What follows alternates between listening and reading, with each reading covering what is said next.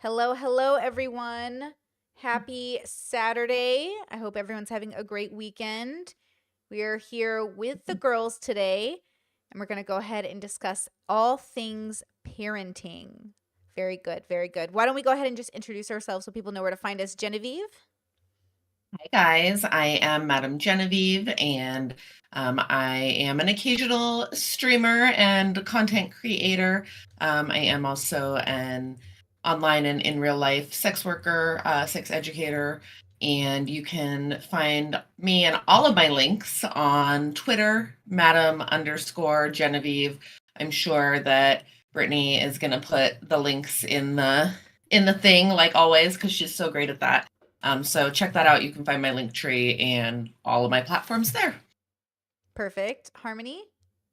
Hi, I'm Harmony Bancroft. I am also somebody who's just kind of around the internet, as well as a sex worker as well. You can find my stuff online if you look for it, and otherwise you'll find me in various chats and discords around the internet. Love that. And Arena. And my name's Arena. I'm Arena Nana on YouTube and manushak.john on TikTok. Rest in peace, probably, and Instagram. Rest in peace. What did I miss? Oh, they're trying to ban TikTok in the Oh, US. yeah, of course. Sorry. Yeah. Yeah, obviously. Forgot. Okay. Actually, I almost was slightly relieved. I was like, can you please, so I don't have to do one more social media thing, like almost get rid of it. But then I realized I'm in Europe. It doesn't even apply to me. So what You even lucky matter? duck. Literally, I was like, okay, never mind. All right, all right. So exciting stuff today. Parenting, complicated and personal subject. I was on TikTok recently, and when people talk about people's parenting styles, people get vicious. Not the people that are just like making suggestions, but the people who are in defense of their parenting styles. And I was not really sure why it seems so sensitive to people to admit to themselves they aren't perfect parents. But then I remember, oh, I have parents. I remember. Okay, got it. So I wanted to talk about that initially, and then we can move on to however the conversation flows. Why do you think it is so difficult for people to admit that parenting is hard and therefore their parenting might not be perfect? My initial thought is that it is such an important responsibility. So it can be difficult sometimes to admit when you're not doing the best job to something that you find really valuable or that you know has a lot of value.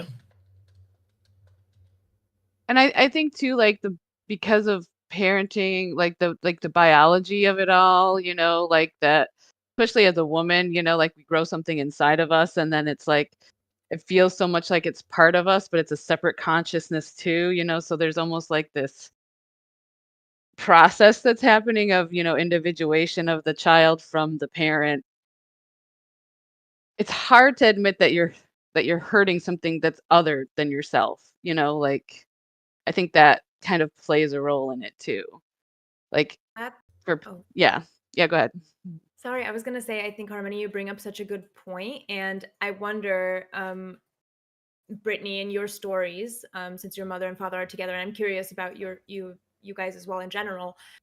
Have you found that it's easier for your fathers to admit that they weren't perfect versus the mothers, potentially because of what Harmony brought up? You were a part of your mother for so long, you shared organs, blood, everything. And so I feel like when a woman gives birth, it's like there's that something there compared to the fathers who almost get to have that knowing, that inner knowing that this is a separate human from them.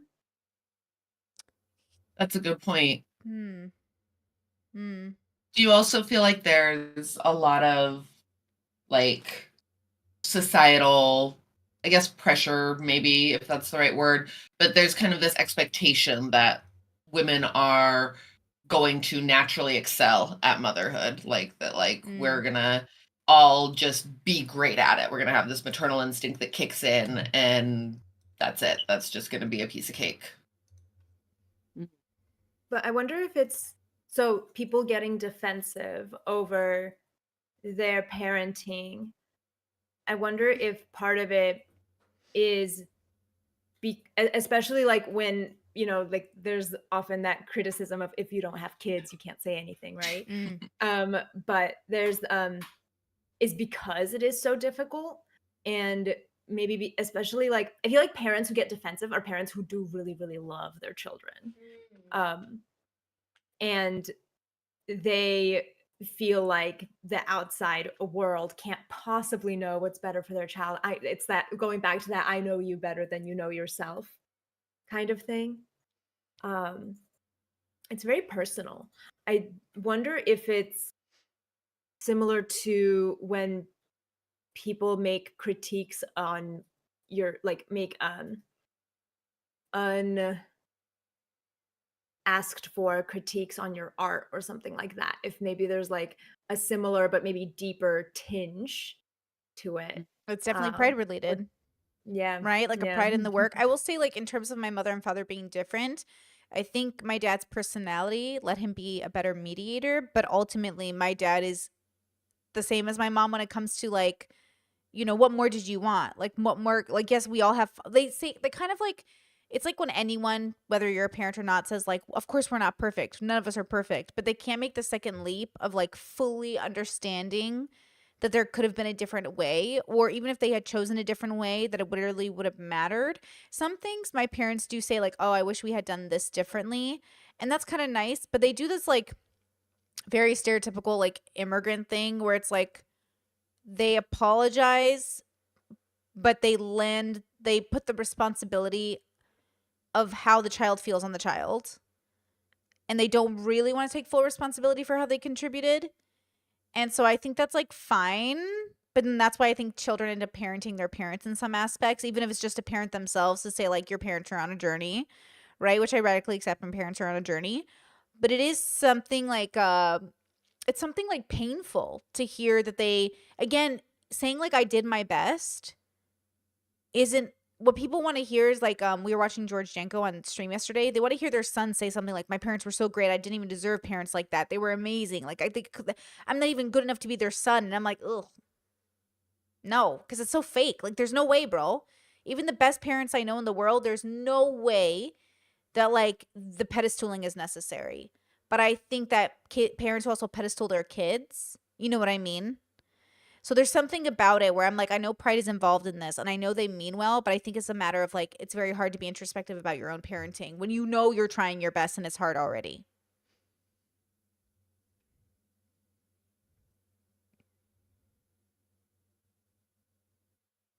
That pedestaling is such an interesting point of like on one side, my baby boy or my child can do no wrong. Um, and then it's almost like transferred to themselves. I mean, but that's a different relationship too.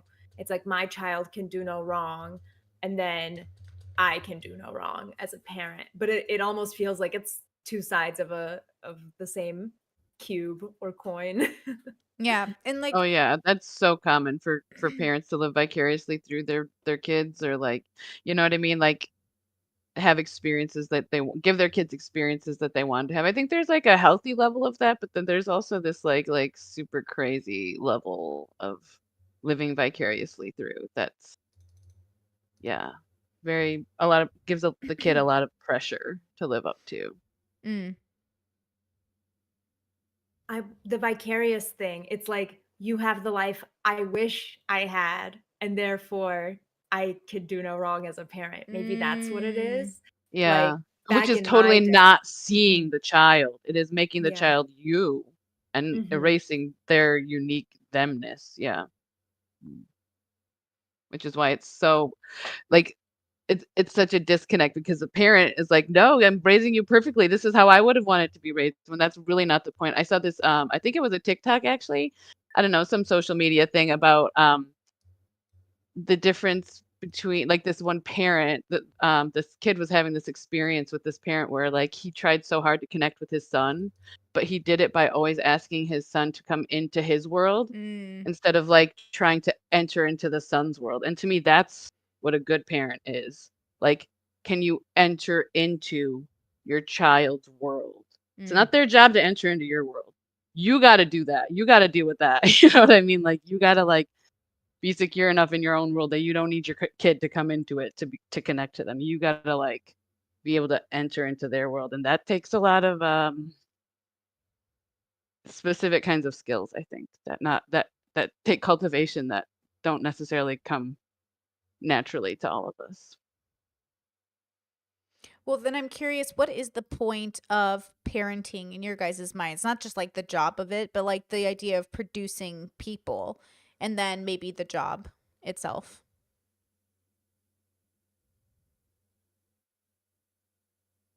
Yeah, there's so many elements to it, right? There's, the basics, food, clothing, shelter. But to me, like, as a parent, which I'm a parent, of a tweenager. Ugh, I hate that word. But the job that's the most important to me, well, I don't know if you can really like say give value, but like I see how important the role of like cultivating that like self-concept and that the relational aspect of parenting to be much more salient to me maybe than like the food clothing shelter stuff, which to me is just a given and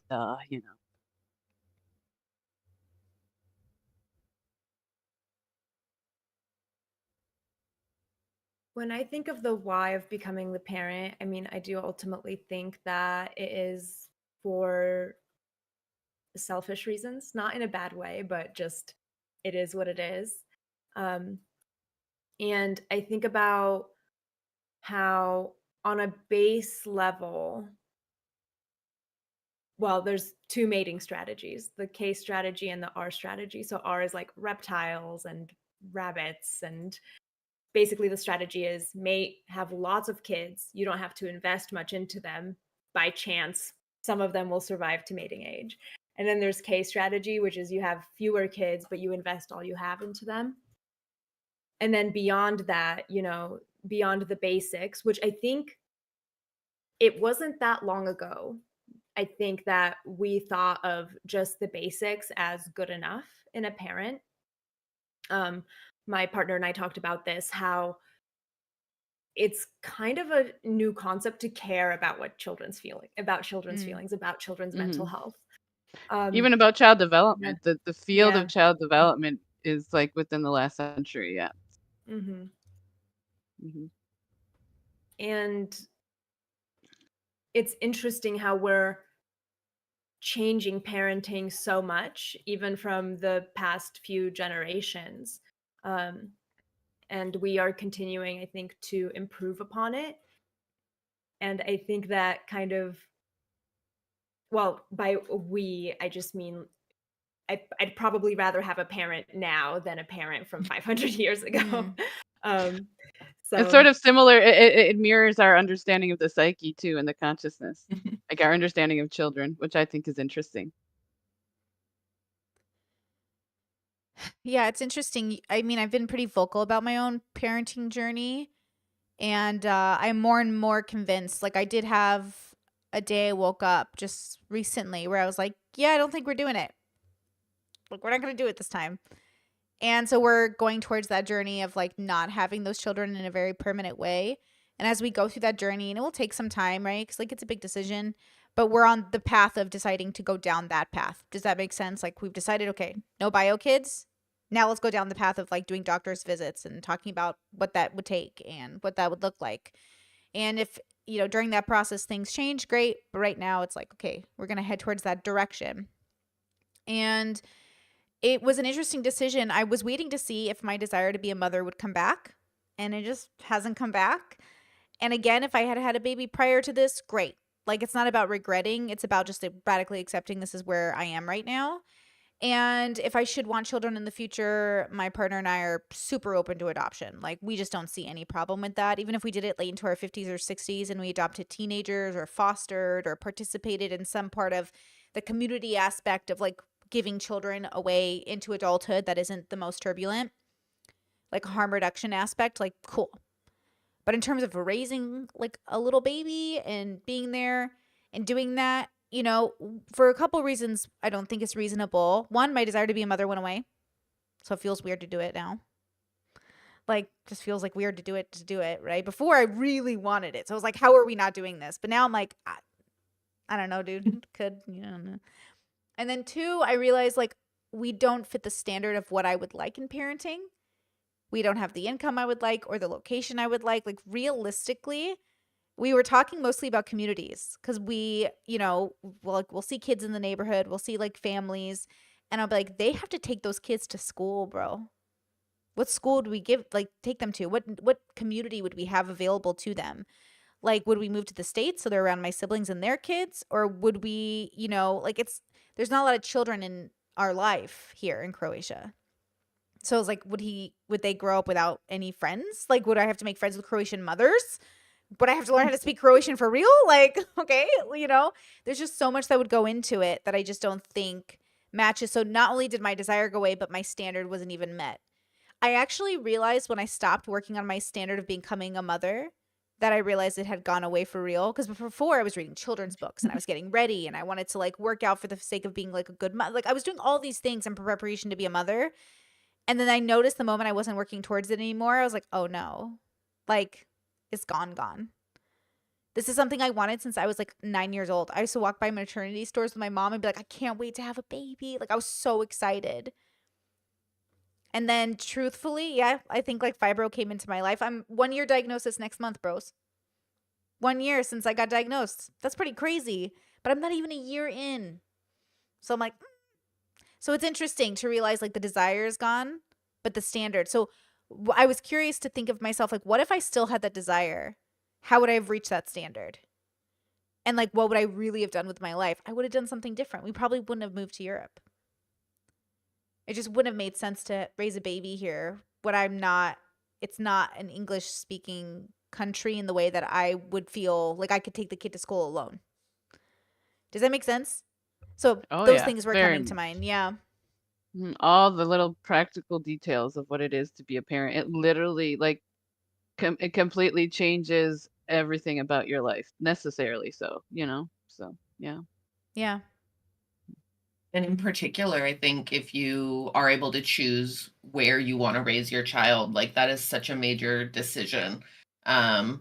Even like not even considering like in the US versus out of the US, like for myself and my partner, when we have thought about what a family situation could look like, one of the major questions is, well, where would that happen? Like where do we want that to happen? Because where we are now, we don't have family immediately in our city. We live in Las Vegas, which is close to California, where both of our families live, but like still you got to fly or drive like several hours to get here. So not only having like community support, but then yeah, the resources. What schools are you going to go to? Like, how practical is it to work that into your daily commute from like you got to drop them off at school, then do you have to go to the office afterwards? Like, what does the traffic look like? Who's going to pick them up? Like, it literally changes so many things from a practical standpoint, as well as this like major responsibility that you're taking on above and beyond just like the day-to-day activities. Mm-hmm. I was thinking about well, Brittany, you've been talking a lot about being thoughtful of becoming a parent, and I definitely find myself very much agreeing with that. I noticed myself, I don't know if you guys have seen The Quiet Place, Mm-hmm. but I feel like they were terrible parents for having a baby. Like, why was that even an option to get pregnant? What are you thinking? Yeah, like basically, I mean, that's what the whole movie was about, right? That they decided that they were gonna get pregnant in this situation. And I definitely was thinking about, though, even though, like, at what point is it good enough to bring a child into the world which will cause them to suffer? Mm. even if it's not on the scale of A Quiet Place or A War Zone or something like that, life is still going to make them suffer, probably gonna at times make them, very despondent. And of course, give them the opportunity to have very beautiful moments too. But I guess the question is, how do we find those standards of, okay, this situation is good enough for me to bring a brand new consciousness into existence? Mm, mm. I struggle with this and I bring it up a lot on stream because I'm always shocked that like my family did have babies in some of the most complicated situations. And I was like, why are we doing that? But then I realized like I can't judge it from a moral perspective because if you jump into that bubble, it's like, why wouldn't you do it? Like they don't even know the difference between having kids and not having kids during a very complicated political time. And the world like globally is constantly fighting with that very complicated political strife, poverty, just infrastructure so different around the world. And so it's hard for me to go into their bubbles and judge them. So I would say that if I judged myself, it would be the thing that I would judge, but I wouldn't even judge to condemn, just like a little gay judge, like a little like messy, but also like, you're capable. Like ultimately, as long as you have no malicious intent towards your child, I do think like life finds a way. But it's interesting when you come from a privileged position, and I would argue that I'm in a very privileged position, which is, to be frank, where I think everyone should aim to be. Like if you're going to be in any position, be in a privileged one. And if you're going to have kids, raise them in that privileged position, but then like teach them humility, right? But ultimately I want to be able to do what I want with my body when I decide to do it. And that is a sign of privilege. But it's also just like it falls into like education as well, which is like related to privilege. So I would say that I'm making the very privileged decision not to have a child because I know better. And so I judge myself differently. You know what I mean? If I was to like have a child and then I don't know, like I'm trying to think of a circumstance in which it isn't this particular Brittany, but like a version of myself that wasn't capable in a very loud way. But then ultimately, like I don't want to tell anyone what to do with their bodies. So like I want that to be very clear too. So it's like the judgment isn't even real a judgment. It's just like we could have been more prepared for this judgment. You know what I mean? But it is what it is. I think the privilege Yeah. is a really important thing to bring up. Sorry to interrupt you, Harmony. Oh, go ahead. Yeah. Just because it dawned on me that we're sitting here having this conversation from the perspective of being able to choose if and when we want to be parents. And that is major. There is a lot of women especially, who don't have that opportunity or control over their lives and their bodies. So first and foremost, we're all pretty exceptionally privileged to have that and be able to even talk about things like this, I think. hmm I think the whole concept of, how can you choose to have a kid knowing that they're gonna suffer, I think it's a really good question. And um like being a parent kind of puts you in a whole different sort of relationship with the concept of suffering.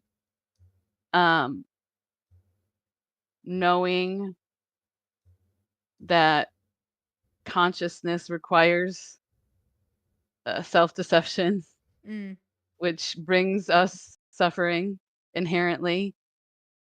There's no kind of like excellent parent that I could be that's going to not, cause my child to suffer. mm, And I mean, you can even see that, like, there's all these examples of the perfect parents actually like messing the kids up even more in some ways, which brings up my ideas that I don't have any concrete, propositions about, but like there must be like this sort of like optimal zone of just the right amount of suffering, because you have to know how to maneuver, you know, the world, which has all sorts of obstacles which cause you pain and suffering. You have to know how to do that skillfully in order to really thrive as a human. You don't have enough obstacles to learn how to maneuver, the meaning starts to kind of fade. You have too many, the meaning also starts to fade. Like there's this optimal zone of suffering. And then it's also about having a relationship with your own suffering. And for me, I find a great deal of meaning in my specific sort of suffering, and even generationally. So this is something that was very healing between me and my parents. When I was going, I came to a certain point in my journey where I didn't want to be mad at my parents anymore for the ways that they had caused my suffering, but I needed to address it at the same time. So I asked my mom, because she's the one who can do it. My dad, he does it in his own way, but specifically my mom, I said, can you sit with me in my suffering that you caused me so that I can learn to do the same thing with my son someday in Mm. his suffering? And it's that kind of, and she said yes, and she agreed to do that, and she has like lived up to that, and it's been beautiful and healing, and I can't, like, it's been just so good for my relationship with my mom. That, like, you see this kind of cycle that goes in that. It's like, okay, I think that there's something wrong about the goal being cutting off the suffering totally. I think that doesn't seem quite right, because then I wouldn't have had the opportunity for this experience with this beautiful, like, it's so beautiful and meaningful experience that I have with my mom. So there's a certain sort of, like, okay, the relationship you have with your suffering really matters when it comes to parenting. Because if we run away from it, that's when, like, maladaptive stuff starts happening, and pathologies, and, like, blah, all that kind of stuff. But, like, I don't know if we, like, really are honest with it and, like, face it. I think it's okay. I Mm. really do. But then again, I have to create some sort of, like, rationalization, because the suffering we do experience as humans is really a lot. So I realize that about my specific experience as well.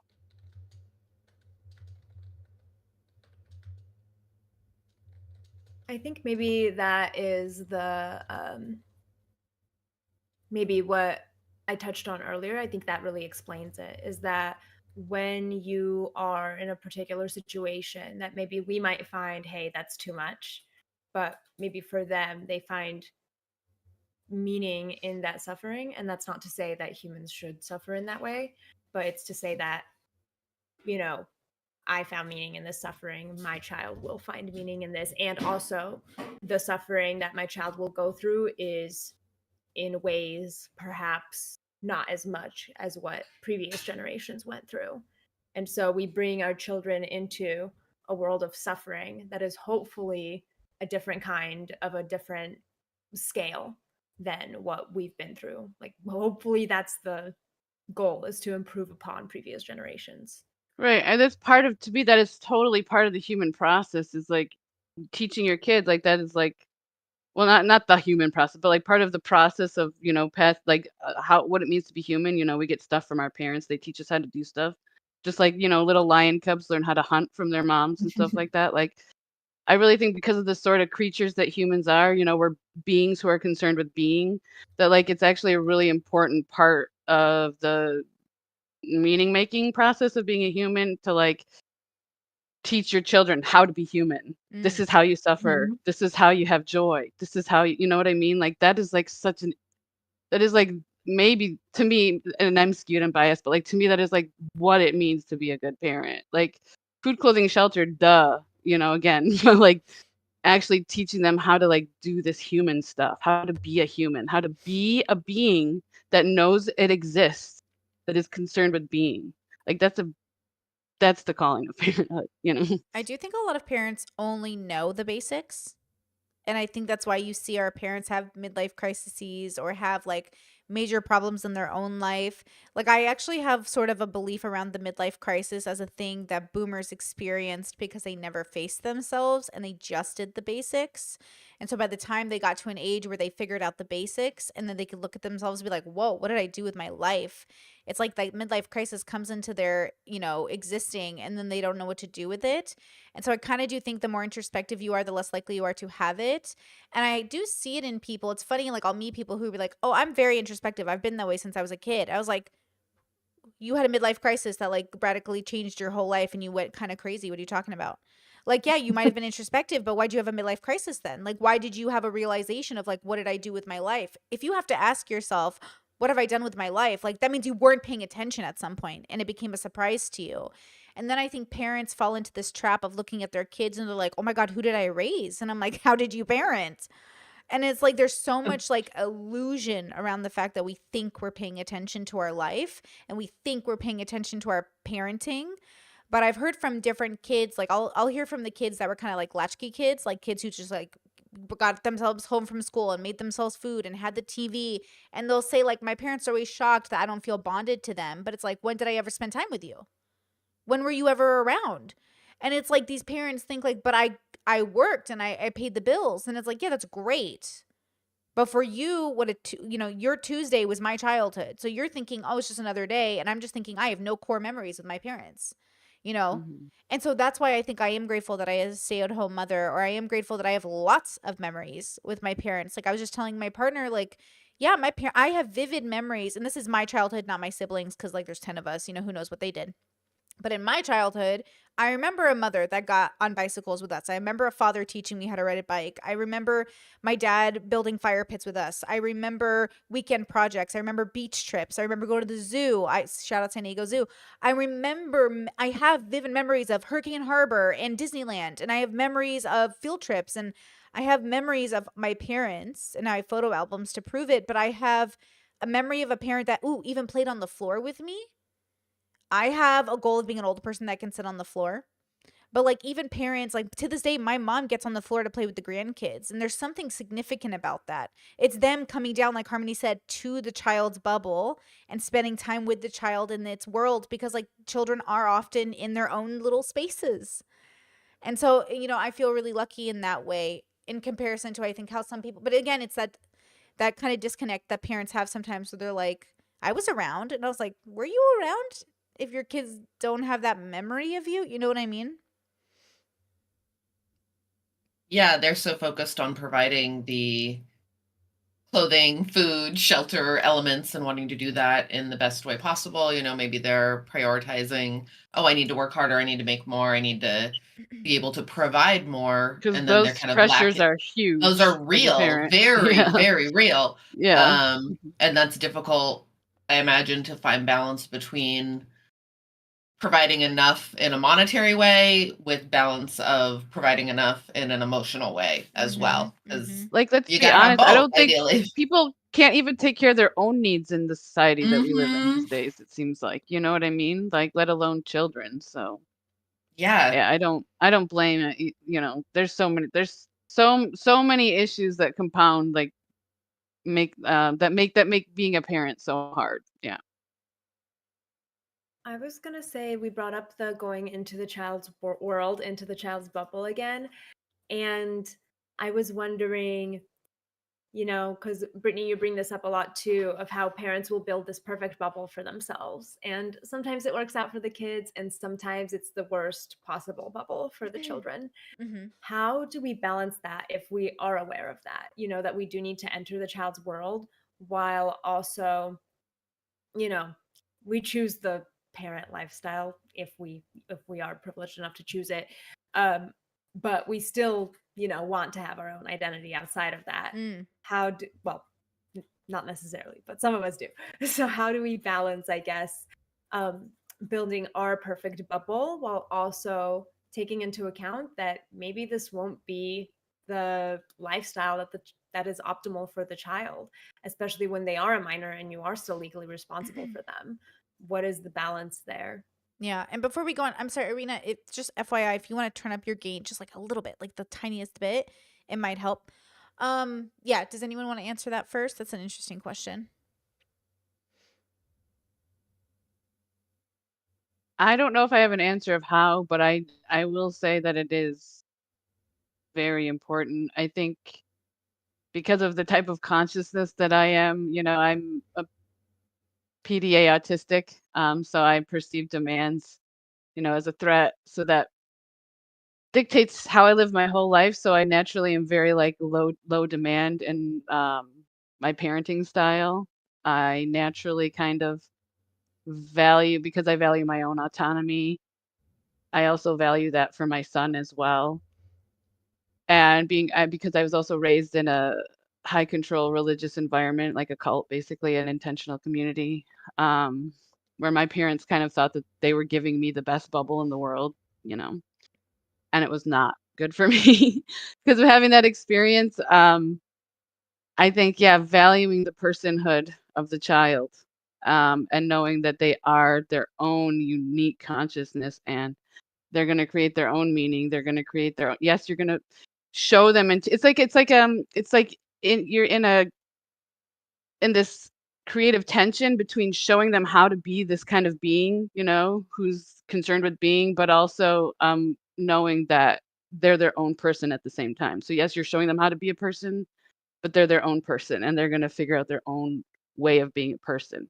And that's kind of a process Is there of going anything from that. your children could do that would make you cut them off? What do you mean by cut them off? Like, I'm never talking to my kid again. If they murder someone, I'm never talking to my kid again. I mean, if they asked me not to talk to them, that's the only way that I would probably never talk to them again. Based. That is I something think I that think is about. wow. That's a great answer. That's a great answer. Because I see that from parents sometimes, especially in the debate space. They're like, if my kid murders someone, of course I'm not going to talk to them. And I was like, why not? Why not? Like, send them to prison, but who's going to visit them? What do you mean? What do you hate your kid? Yeah, so that's much? that's a human having a crisis. Yeah, that's I not mean, you when raised I that would cut them baby. off. So, like, Right. what the F? Yeah. Nobody, like, people just don't shoot up places. Like, what's going on? And so Right. I part of kind of me, take responsibility for that. yeah, literally. So, Yeah. like, what's going on there, you know? But also, it's weird to think like I could birth something and not want to spend my whole life loving that thing, whether or not it did something or not. Like, I mean, again, you don't have to condone behavior because you love someone. I don't know why people can't get this through their little heads, but I think it's like their Right. bubbles. Even more so, you don't condone their behavior when you love them. Literally. Yeah. It's just so interesting the way people have this like inability to understand. And I think that coincides with that perfect bubble concept. Like, if you reject my bubble, I must be doing something wrong. Like, why would you reject this perfect bubble I created? I brought you into this world. And that's why even me, if I became a parent, I tell myself, okay, get ready. Like, what is that kid going to tell you they hated about their childhood, or like they didn't like the way you did this? And how am I going to feel about that? Because it's going to be You have frustrating. to allow for them to have the experience of being hurt by you. Yeah, exactly. That's Mm. that's like a thing that I don't think many people. I look, as somebody who's like very close to like parents, the amount of parents that have called me and they're like, my daughter, my son, my child is upset with me. And I'm like, okay, well, they're in their 30s, but they're still hurting. And they're like, what does that even mean? Didn't I do enough? And like, they'll start naming all the things they bought them. They'll start naming all the things they think made them a good parent. And I'm like, yeah, but the one thing your kid wanted, you didn't list. Mm-hmm. And that's the thing that's the hardest to hear, is that out of all the 99 things you got them, the one thing you missed, that's what they remember. Oh man, that sounds like guilt parenting to me. That is like harmful. And I can say that because that's something I have struggled with because of being a single mom and having my kid, you know, willy-nilly, maybe, you know, not being that privileged person. You know, I thought I had it all in that moment. You know, I had a ton of experience with kids because I'm the second of 8 kids, and I studied child development in college, and I was a daycare teacher as well as a nanny, you know, tons of experience with kids. So I was like, oh yeah, I know what I'm doing. No way I'm going to either have an abortion or give that baby away, you know. But yeah, life hit me very quickly, and I just had a ton of guilt for a lot of different reasons based on, you know, becoming a parent. And that is like so toxic. I've had to work through that, and I still even have to deal with it. Like, it comes up and I have to like be very consciously not parenting from a place of guilt. So it's really important Yeah. to know your issues, I guess, and your own tendencies and propensities as a child, or as a parent. Yeah. Yeah. It's interesting. I was watching I don't even know what it is, like the most basic sitcom I've ever seen in my life. It shows up on TikTok sometimes. I don't even know what it's called, don't ask me.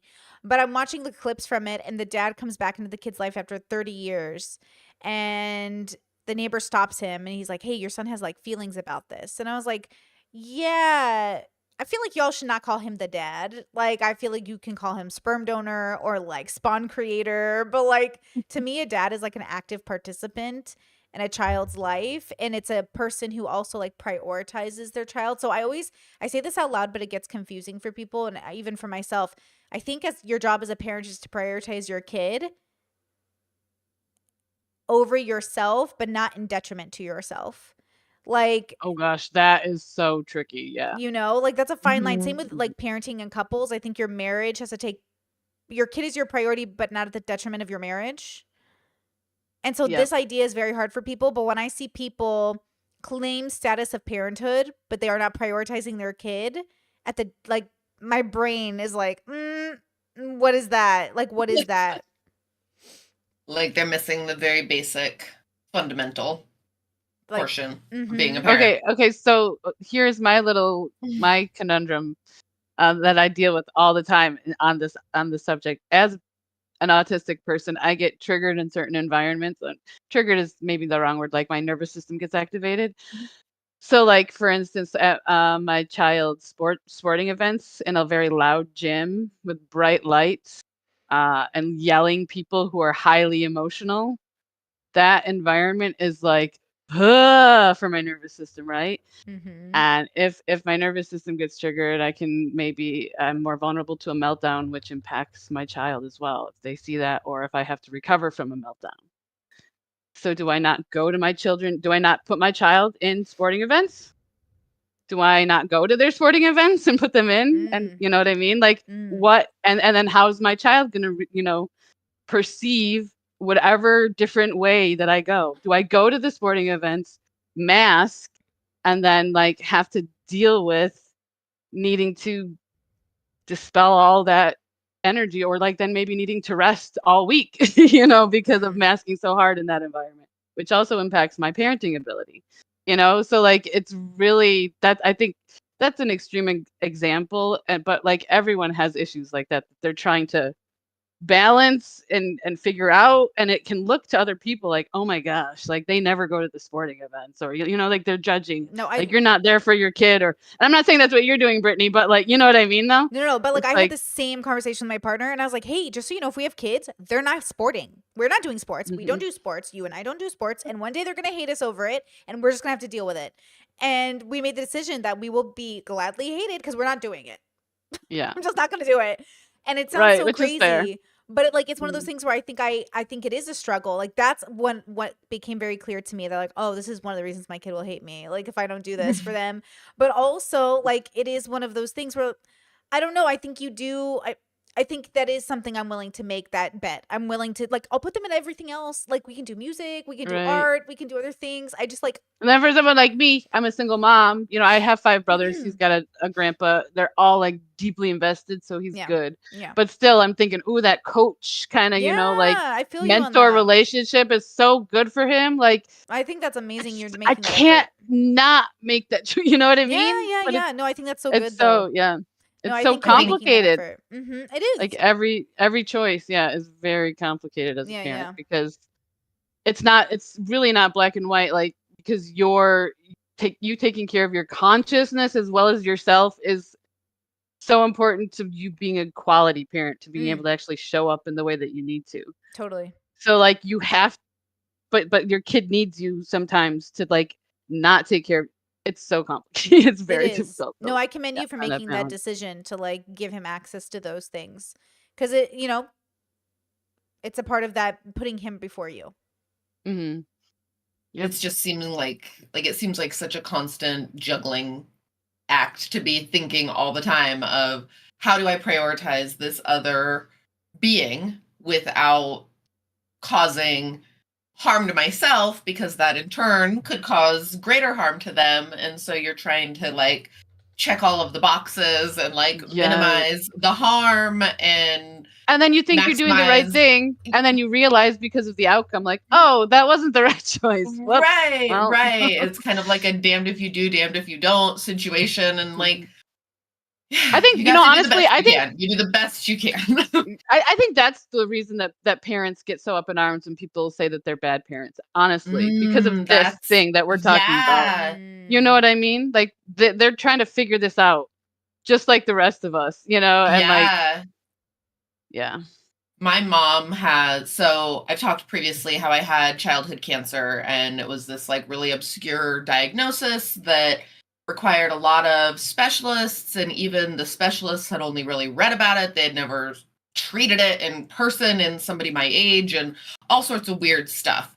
And my mom was in a situation, because I was a minor, where she had to navigate like, what treatments do we do? What treatments do we not do? Like, there are going to be lifelong consequences, or like, all of these things have all of these factors, and I cannot imagine.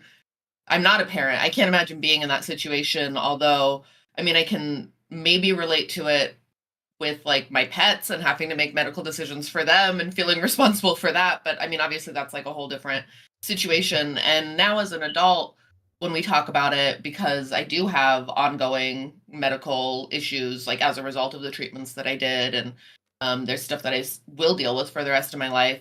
And she tells me, I made the best decisions I could with the information that I had at the time. And that's all that I could expect from her. And I'm glad that she looked at it through that lens.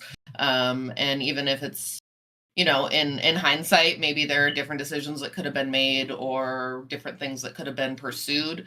I do believe that she really tried to minimize the harm and make the best decision possible. That kind of. Harmony, Oh, go ahead. wait. Harmony's been trying to talk. Go ahead, girl. Yeah, sorry. I'm blah blah blah. Sorry, no. I mean,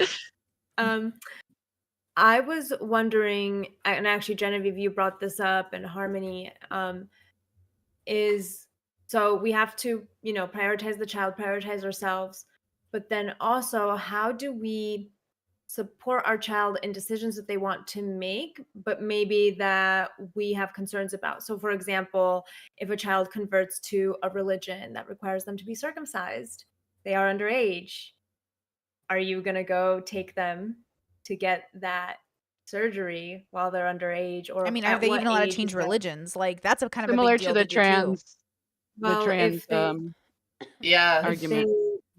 If they, like, at what point, like, how do you work with your child to, make those medical decisions in a way that's good for them, but also that takes their long-term health into account? Because, it's Damn, I don't even know if I'm gonna let my kid be vegan, bro. Like, you guys, you're working too hard. I'm like, bro, you fucking are okay. Like, there are certain decisions that I feel like are gonna need a lot of discussion. But like, even diets, like even changing your diet, like we gotta talk to a doctor. Like we have to decide if you can just sustain yourself off your little body and this food. Like even that, I watched that video you sent about the kid with like the eating pickiness. And I was thinking about that, and I was like, bro, thank God this mother was like on top of it. But also, like, I could see so many parents just being like, eat your food. And then I was thinking about how grateful I was that my parents never forced us to finish our food. We could always just put it in the fridge and eat it later. Or like, if somebody was super, super picky, my mom would have a conversation with them about it and like figure that out, But we also just like, we ate what we were given at the same time. It's like we grew up with like, you eat what you're given. But also, like, okay, if you're really not going to eat it, bro, we'll figure out what you can eat. Like, okay, but don't make a habit of this, bro. Like, okay. It was kind of like, don't be ungrateful, but don't, like, we don't want our kids to suffer. So, like, thinking about medical issues or even changing religions, like. I mean, that's a big thing, right? Huge. Like, I grew up secular and we're going to raise our kids secular, but maybe they want to rebel by becoming the most devout Muslim in the world, which like, okay, but what do I do with that? Yeah, what do I Yeah, I think like any like medical body things, that's gonna have to wait till they're an adult and then they can do it. I mean, 18's really not that long. I don't know how y'all felt, but I feel like before you know it, still really young. High school, you're over and you're so young still. You have the rest of your life going for you. You know how many people I meet, they're like, I'm so sad I just started doing this journey at 22. I'm like, shut up, bro. Like 22 is so young. Shut up.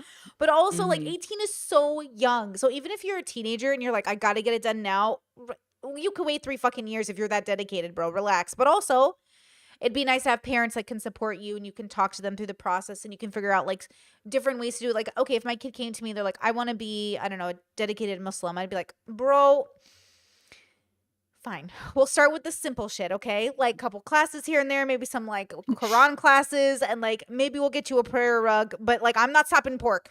Okay? We're gonna eat pork in the house. So like you can stop eating pork. It's like we'll talk to you, but it's like now we're roommates. Now you are roommates with me and we gotta figure out this balance. Cause like it's difficult. You're right, you create this bubble for yourself and then your kid's like, I want to change it. And you're like, do you pay rent? Because like, bro, but obviously I don't want to like make my kid feel crazy in the house either. Right. You kind of have to choose like which battles you want to fight with, like how Very much effort, right? Yep. Like, is this worth it? Like, how much of a disagreement are we going to have? But I think when it comes to something where it's like, if you do have a disagreement over something major, like a medical thing, obviously try to bring in experts, doctors, professionals, people who can weigh in and maybe help find a middle ground if there is one, or help one side see the other side's perspective, maybe understand it better. That's tough though, because I mean, ideally, yeah, I agree. Like medical stuff, probably medical decisions, if you have the opportunity to wait until you're 18, that is ideal. Obviously, in some situations, you have to make a decision. Like mine, for example, you couldn't wait. You got to decide, like, are we going to operate or are we not going to operate?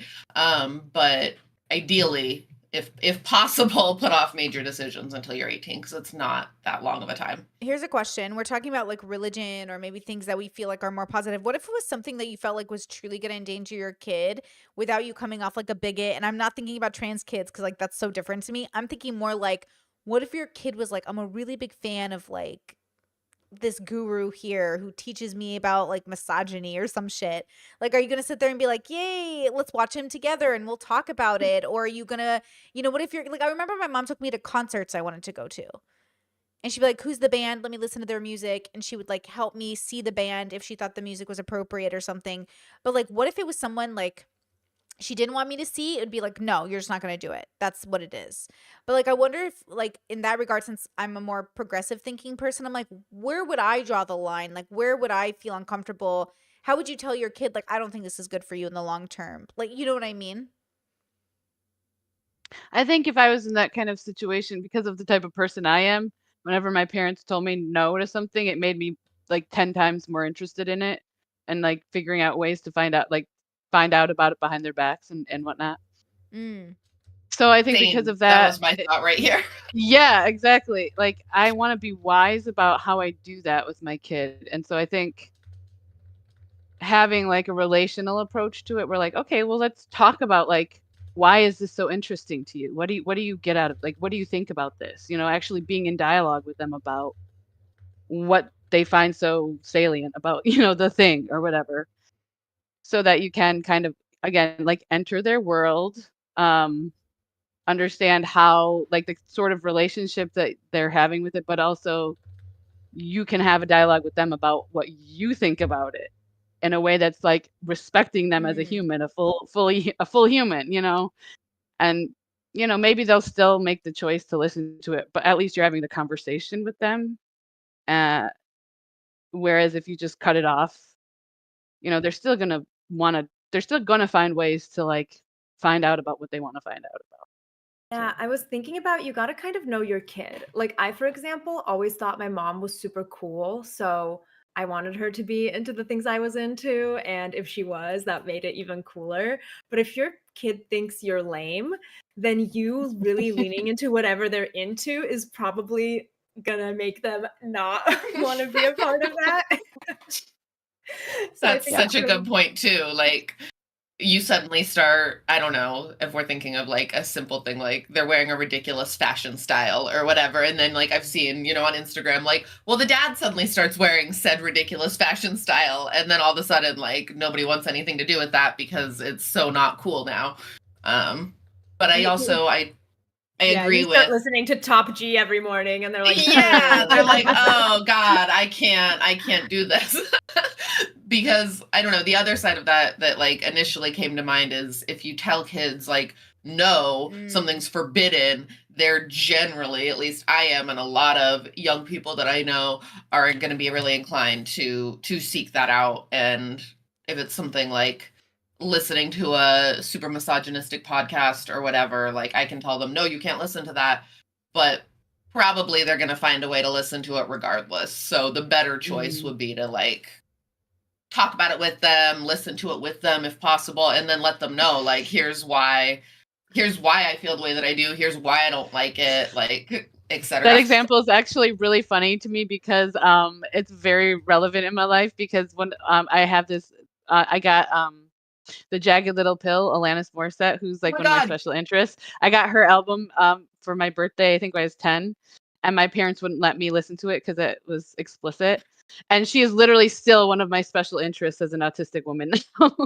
So like that's how like, how far I Laughing at went in that the other because that direction was when they one of the tried to first shelter me.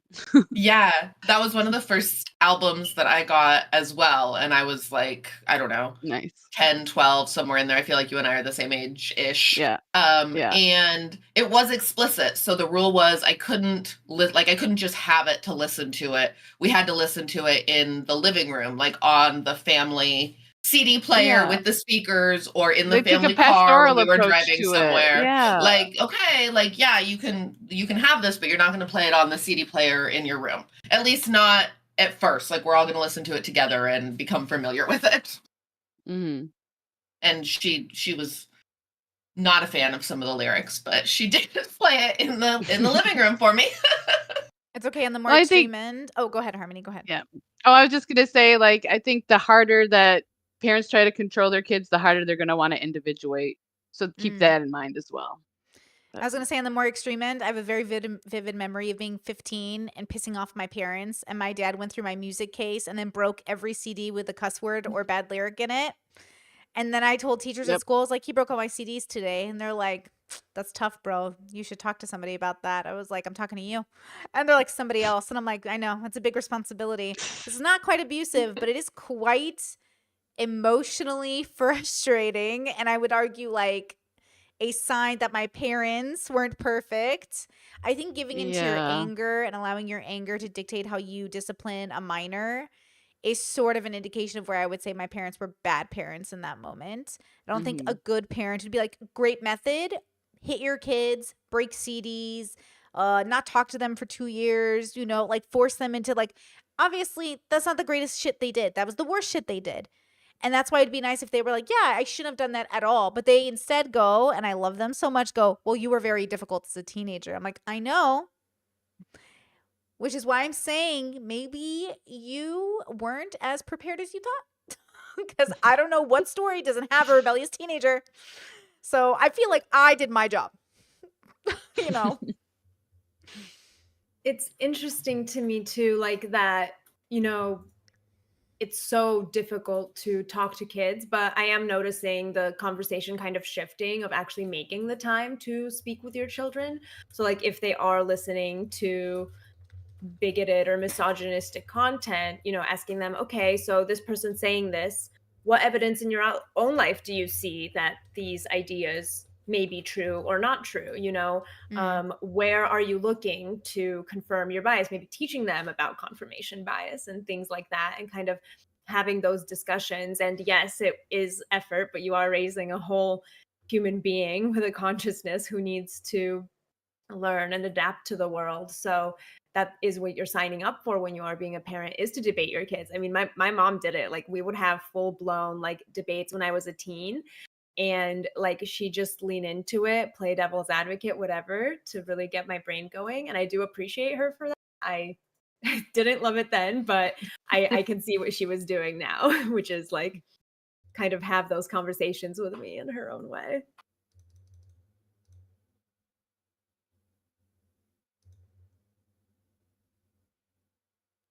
It's interesting. What do you guys think about when we talk about like how to be a good parent, what it means to be a parent? I'm talking to chat right now, but like we're talking about like paying rent, like as one of the builders of making you into a person. So like my parents charge $600 to their adult children for living at home. Unless you want to exchange those $600 of rent into doing chores around the house, don't pick the chores around the house unless you're Brittany, because the chores will be never ending and you will work a full day of work and then you'll have to come home and still help with chores, which my siblings, all of them except me, chose to pay the $600. I was like, nah, I'll do the chores. What is it? Give it to me. Like, I'll save that money. Now, what is it? Time? You got it. Let's go. Because I'm a YouTuber. So, like, I always work for free. Let's go. Like, I'm used to it. Let's go. Versus my siblings, they work at jobs where they like have to go into work. So by the time they get home, they're like, I don't want to fucking do chores. And so it's interesting to see what happened. And again, I've never been home long term. I've only come home for a few months at a time. But my siblings all paid that rent. And a big part of the reason my parents did that was for two reasons. One, I'm sorry, but not only are you an adult, but you want to be able to leave this house whenever, go outside, eat my food. My mom feeds them. All of them get fed by my mom. So not only are you not even paying for groceries or separate utilities, but you're paying $600 versus $1,800 average one bedroom apartment in the area.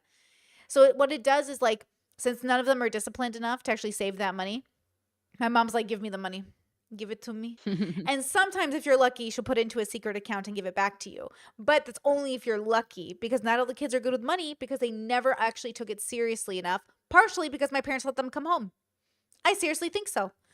I actually think I'm slightly better with money because coming home was too bad for my mental health that I had to force myself to learn how to live on my own in a more aggressive way, but also kind of grateful I could always go back home if I needed to. You know what I mean? It's like a weird like lesson. I'm surprised sometimes when I look at my siblings, like, why are you living at home still? And they're like, it's better than paying rent. I'm like, there's no way, bro. But then I realize and recognize, like, look at us, how different we are. Look at what we're willing to exchange. You're willing to exchange a limited amount of like freedom for living at home in terms of like expression, having friends over, clothes you wear, versus I'm not doing that. I'm not doing that. Like, my joy is definitely in my freedom. So I think what's interesting is like my parents give us an option to learn something that I think everyone should have to learn.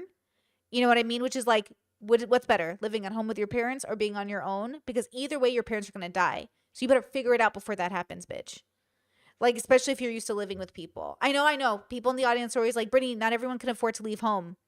I couldn't afford not to. And I think that's the difference between what category I'm in versus other people. Yeah, I was similar to that one actually.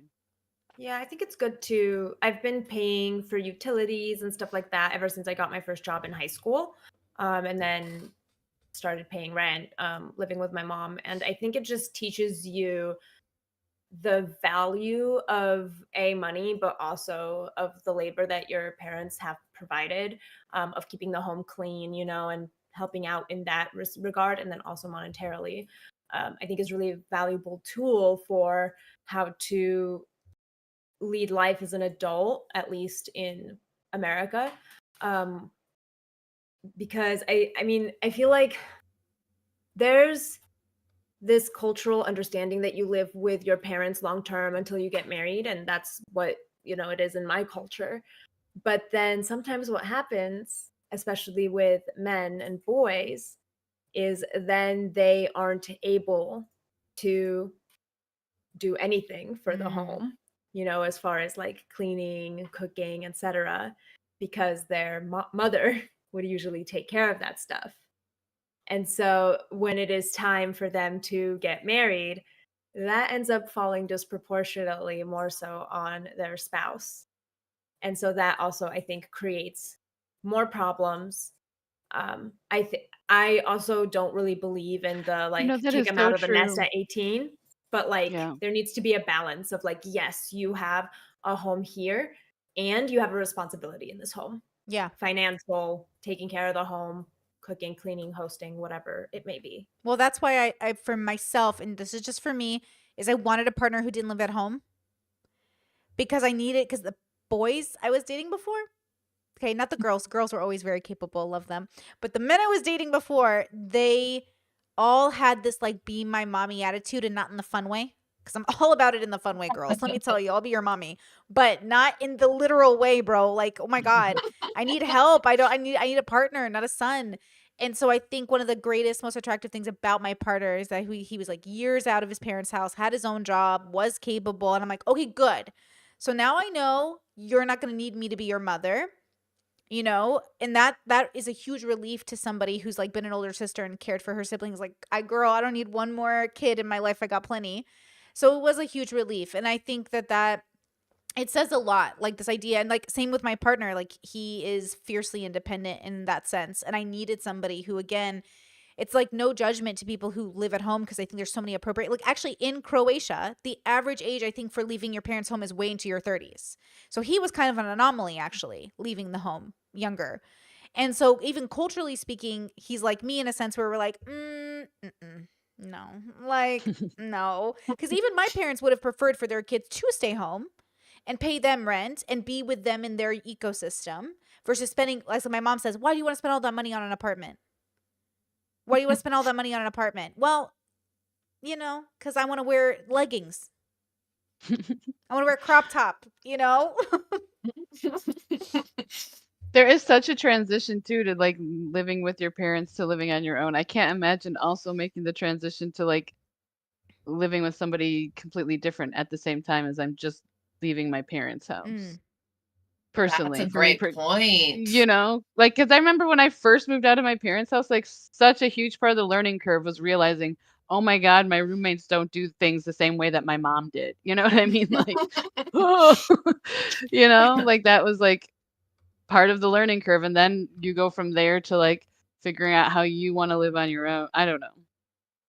I get that it is a Yeah. cultural thing though, but I wonder if that's maybe why you go from literally from your parents' house to this other place. And that's just part of the natural thing is like, this is how it was always done. Why is it anyway? Yeah. I do actually wonder about myself because I went from living with my mom straight to living with my partner. So there wasn't a period of time where I had my own apartment. To be honest, I don't know if I'd necessarily enjoy that. I do like living with people, even if it was a roommate or something like that. But that was a pretty smooth transition. So I feel that, you know, the way my mother went about it prepared me pretty well.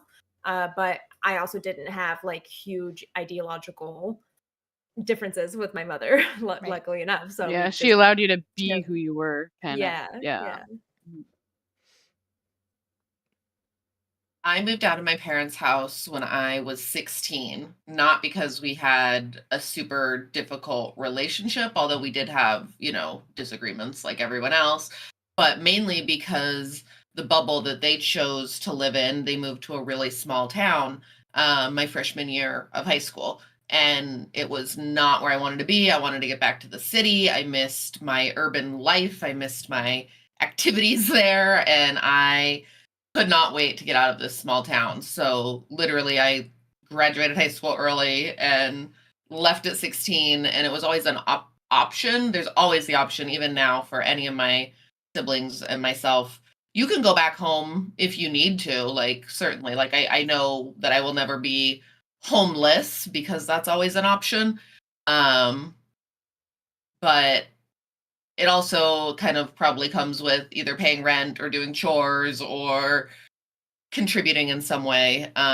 It was so important to me to find my own bubble in my own environment, I think. And that's always been a big priority. What's the legality of that, Jen? Like moving out at 16, were you just able, did you get emancipated or like what was the I didn't. I looked at that. I did not get emancipated. I moved. So my parents live about 2.5 hours north of the city.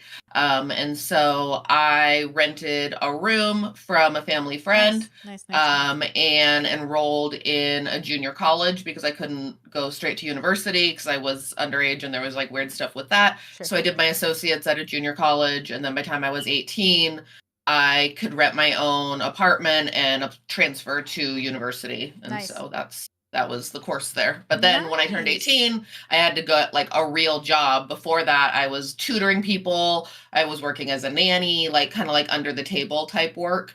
And then I was like, okay, well, if I'm going to be a real adult now that I'm 18, like I got to get a job and pay taxes and have pay stubs so that I can rent somewhere that's my own for real.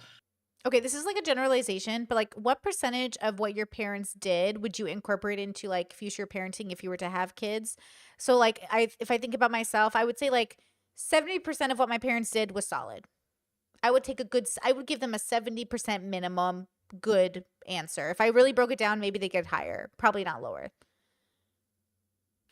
I would say, well, it's really confusing because it depends. The things that they got right were really important, if that makes sense. But they got a ton of shit wrong. You know what I mean? Yeah. So like what they got right was love, and to me that's like huge.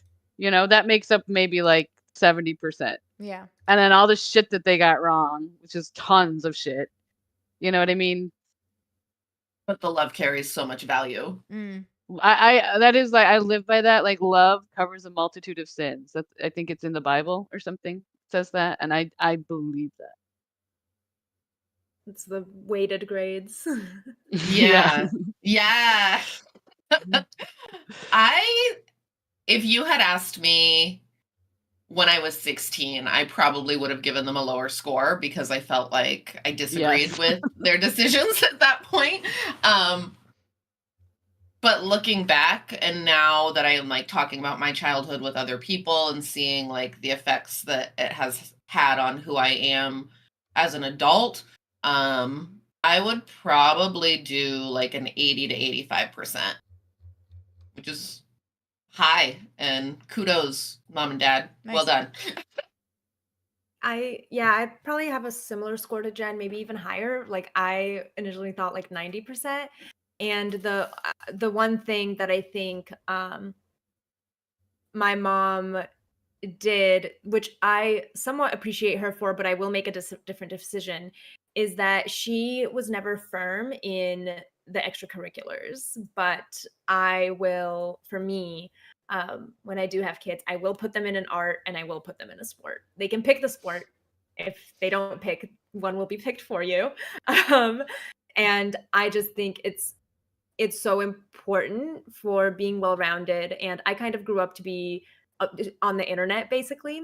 And she didn't have the time nor the resources to really kind of, supervise my activities on the internet, which I turned out fine, but I feel like things could have been better had that been a factor. So I definitely think kind of more strictness around internet, and definitely like signing them up for things so that they're too busy to be on the internet. Interesting. Is Okay, kind wait, of where I'd question on go. the sports thing. When you say like they have to do a sport, like what does that mean? Because I will say like growing up between homeschool and public school, like all of my siblings had we had the opportunities to do sports. There were leagues, there were community leagues. And like I would try different things based off what movie I was watching for this season. So like Bend It Like Beckham, I was like, I want to be a soccer player. Let's go.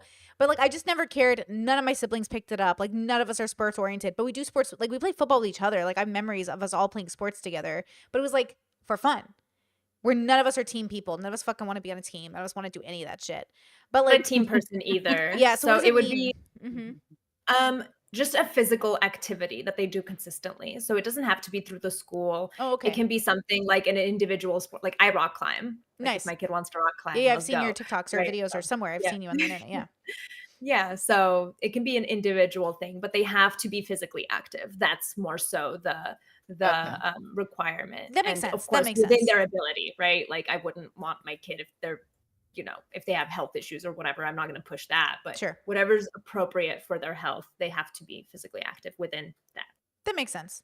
That makes sense to me. It's like you want to give your kid like the accessibility. Well, I always again, this is the only way my brain knows how to do it because it was literally how I was raised, but I just feel like you incorporate it into their life so they don't even know they're doing it. I don't, because in my brain, again, maybe it is my neurodivergency. I don't want them to feel like it's a chore. I want them to feel like it's the lifestyle. Because like I don't want to feel like it's a chore because then I'm like, I don't want to do that. I'm not gonna do it. And then like it's not. It's just like what we're doing. Like I just want I want to incorporate it into the vegetables into the soup so they don't even know it's there. That's super That important. sounds, yeah.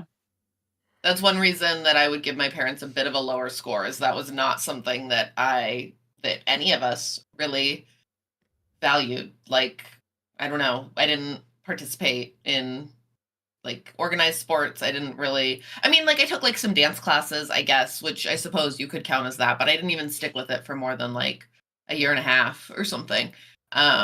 We pursued other interests, but like pursuing a physical activity wasn't super high on the priority list. It was more about like intellectual development. And I do think that it is important to teach kids how to like have a healthy way to take care of their body. I was thinking about the relationship we have with our bodies too. Like my my partner will come around the corner and he'll be like, "What are you doing?" And I crouch on the floor. That's where I live. I like literally will squat down and sit in a squatting position and be on my phone on the floor. And he's like, "What are you doing?" And I'll tuck myself into the corner of the kitchen. And that's just like my safe space. I like to be like Indiana Jones. We like to be on the ground, like my cat. We like to be on the floor. And he'll come in. I'm like, "What?" And I'm like, "At least I'm old, but can do it. Like, can you do it? Can like you like my mom prioritized like us feeling inside of our bodies. I think like I would say all my siblings were all pretty rough. We have great relationships with our physicality.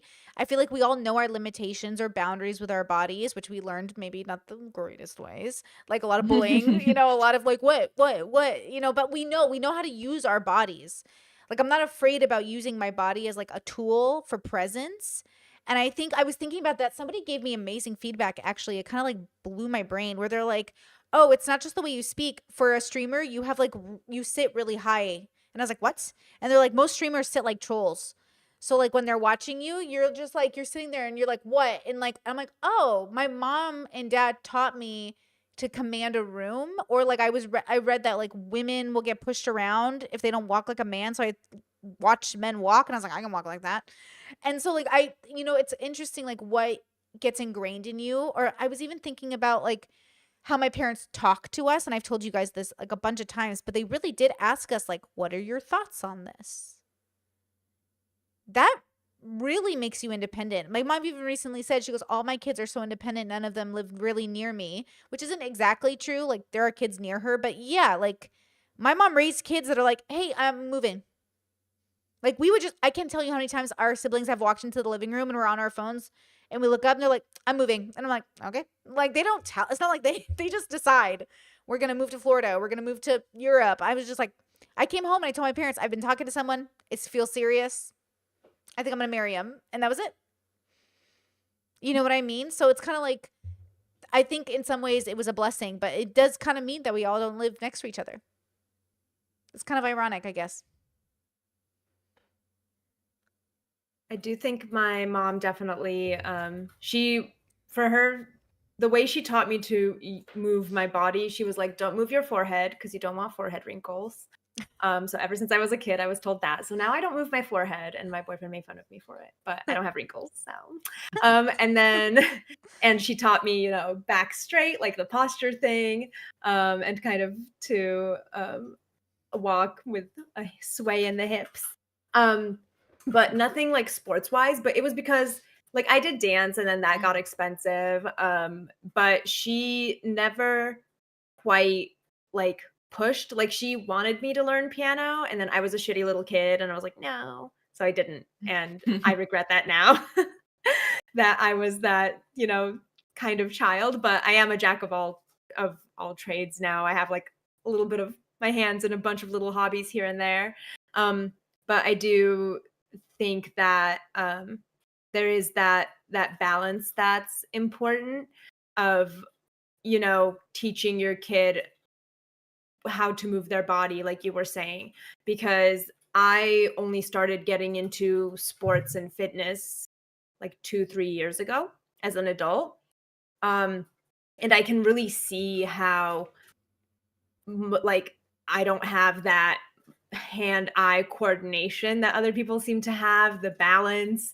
Like I see people doing like Warrior 2 or whatever, and I'm like, ooh, shaking. And I'm trying to build that up now, and I do think that is something that's valuable. I think it's okay to push your kids a little bit. I think if you don't have any expectations, then they're not gonna rise to the occasion, right? And so I think it's important to be like, "Hey, here's what we expect," within reason, of course. Like I think if your child has neurodivergency or some disability, then you have to work within that. I feel like regardless of your kid's neurodivergency, disability, or neurotypical, whatever, I feel like you got to find the boundary for your kid so your kid also knows. So you almost want to get up and you want to tell them, "We're going to get up to the line and pass it a little bit and go back and say, that's our line. That's where we can go."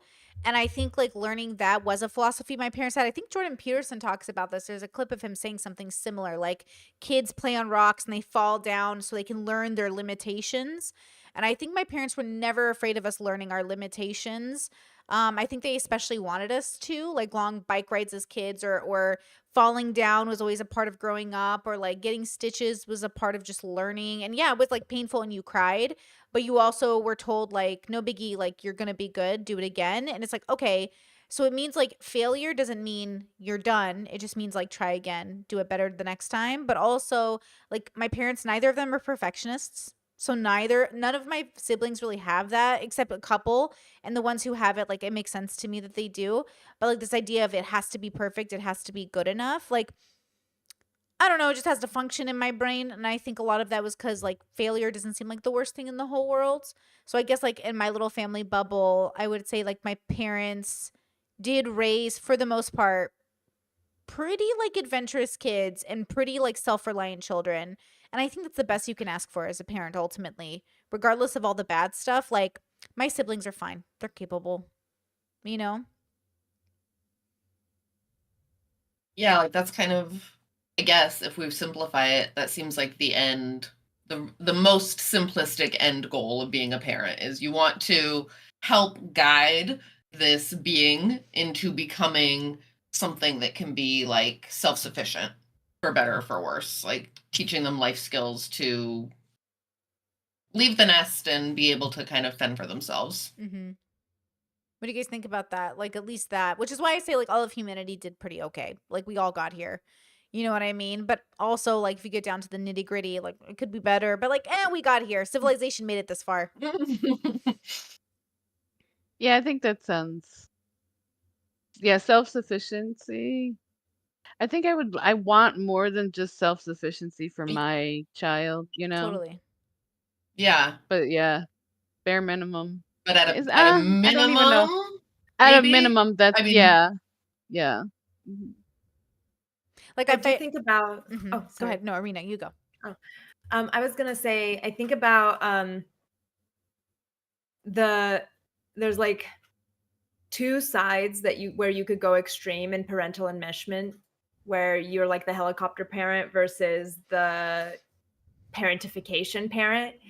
And I think that's an interesting thing to observe as well, is kids who were overly protected, overly sheltered, who can't be self-sufficient because their parents parent out of fear.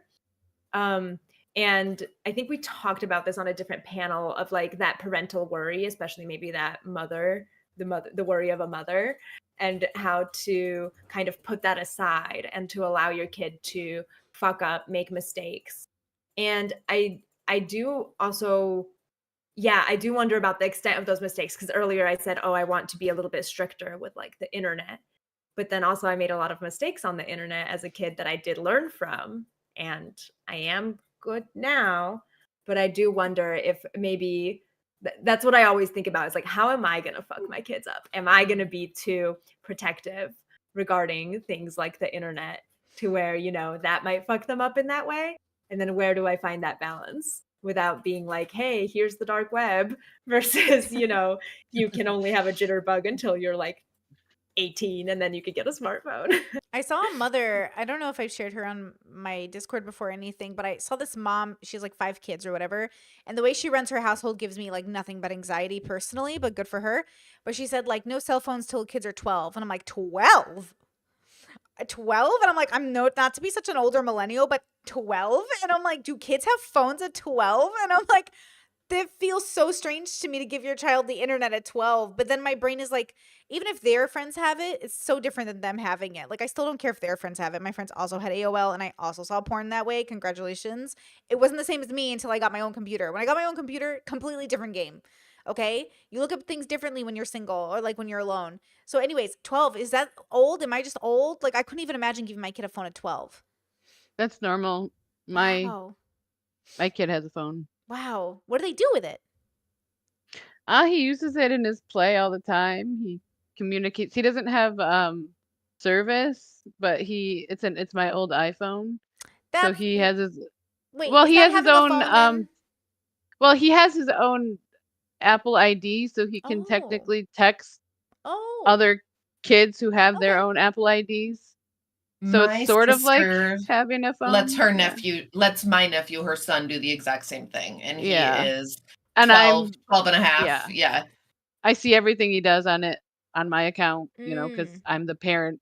They have technology set up so that you can have, you know, like a monitor. overview of what your kids are doing.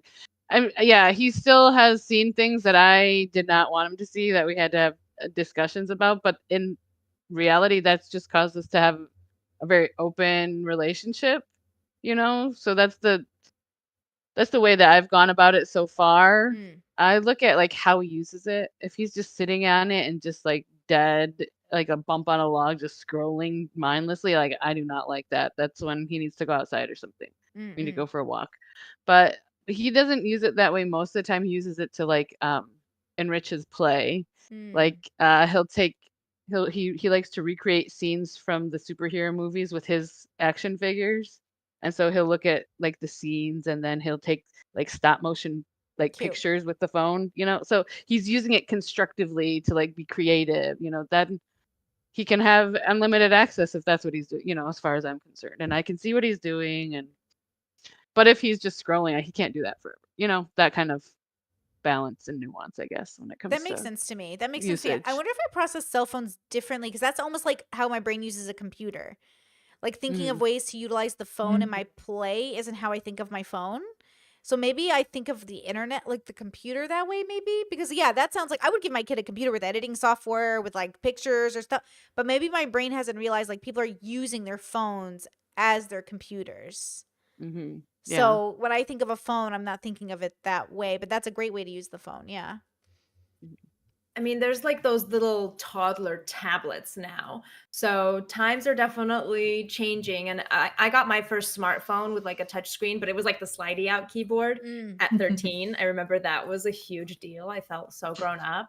I definitely think it's important for, especially like if a kid's going to public school and riding public transport, I would give my young child at least a jitterbug, just like with my number or like the parents' numbers, trusted adults' numbers, and 911, and like they can have that. Um, but it like comforts me to know that there is like that parental technology that people can use. But then I also know that kids are smart and they're gonna find Oh ways around yeah. it. And They like will. I They will. You can't be too comfortable with that technology yeah, because you know, but at the same time you don't want to hamper them either because of yep, how fast technology is advancing. Like people are going to have it so, it's going to be integral to the human experience Yeah. yeah. more and more and more as they go. And I don't want to like hamper him by sheltering him because I'm scared of this new technology. That doesn't feel wise to me. No, I kind I of want to feel be like wise about it, you yeah, I know? feel like if you had a kid, you'd almost have to like partially be proud of them for figuring out how to get around the rules. Cause like I will say, like my siblings and I, we try to hack into that parental, like we had a family computer, and I'm like, what could be dad's password though? What could it be? And like we'd all sit there as kids trying to figure it out. I think there's something in that we deserve props for, like a little bit. Like my parents would come home, they would, MTV. They would have like a code on the TV, wouldn't let us get into Yeah. MTV. So they'd leave the house and we'd all sit there and be like, what could it be? And we'd be like putting in dad's birthday and trying to figure it We were out. good at that too. And then we got Yeah. locked out one time, and my dad turned on the TV and he goes, "Oh, you guys got locked out?" And I was like, to be honest with you, though, it was really his fault. And they're like, "No, it was Brittany's fault." And I'm like, "Actually, though," and like it's kind of funny. And a part of my dad is like proud, I think, that his kids tried, but also like it's a little disrespectful. But also like, what are you gonna do, bro?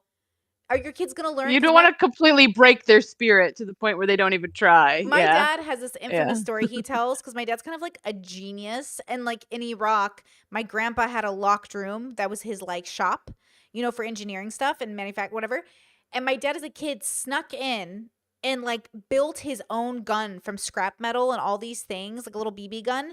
And my grandpa came home and he goes, who got into my office? And he goes, what? And he looks at my dad and then he goes, what did you make? And he goes, oh, I made this. And my grandpa's like, be mad at him or be impressed. Be mad at him or be impressed. And I think that is the time as a parent you have to decide, am I going to be mad at my kid or am I going to be fucking impressed? But also, it's like, okay, if your kid's going to break a rule, are they breaking the rules because they're trying to hurt you or hurt themselves? Or are they trying to explore and expand?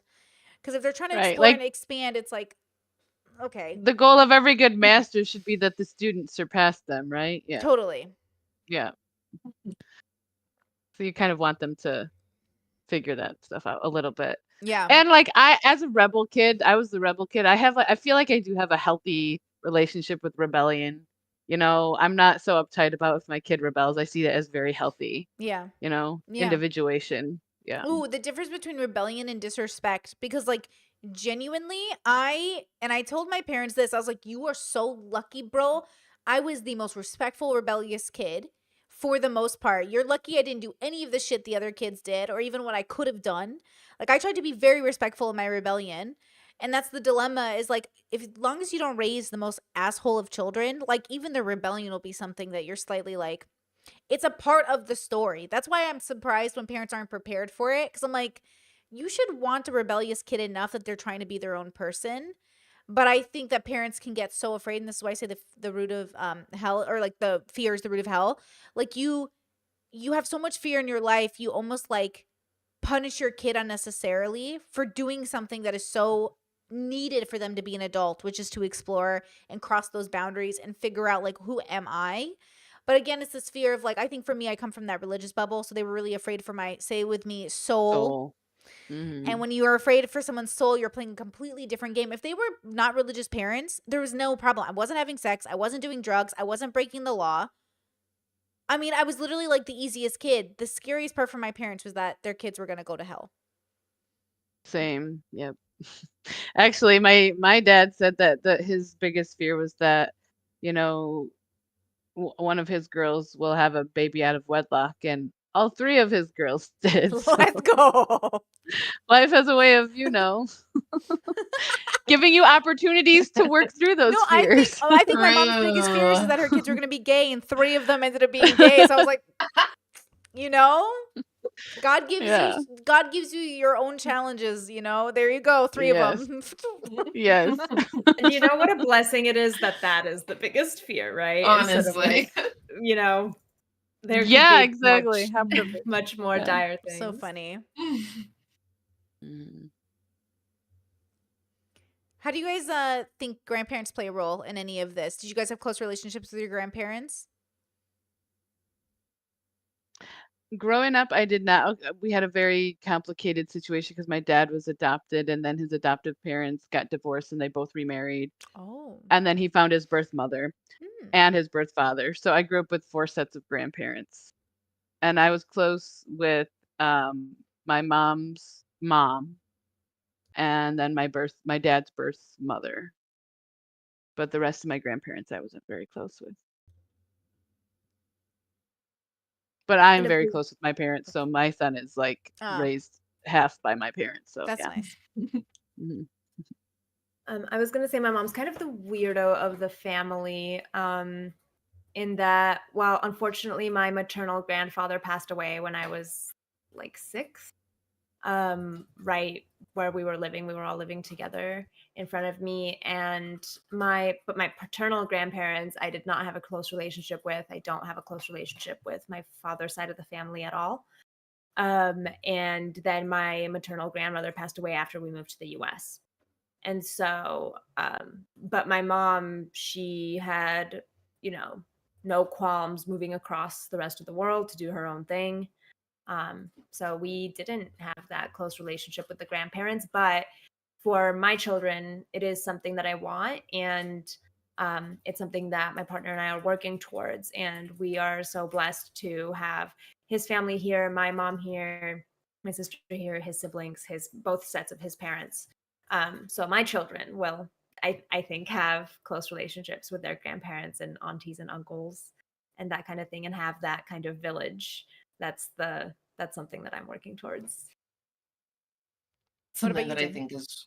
I think that having that village is really, really important. And one of the reasons that I rate my parents so high on the job that they did is that I know that I had a village of adults that cared about me and loved me and wanted the best for me.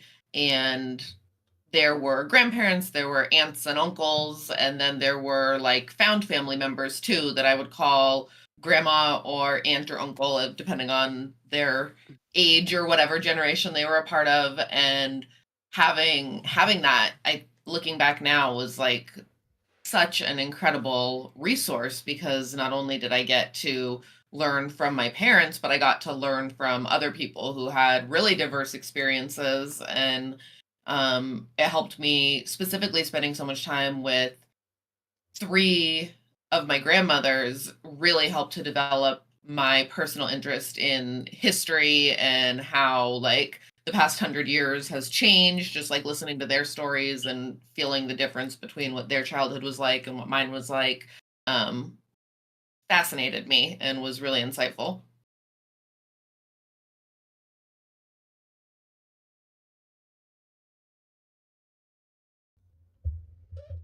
I will say like okay, I was close to all my grandparents. All of them are dead now. They were great though. Like nothing bad to say about my grandparents. I mean, I got the best part of them, right? Like, you know. But I will say there's obviously generational differences. Or I kind of laugh that my grandpa on my mom's side was so old and had so many grandkids by the time he died that I'm convinced he didn't even know all of our names.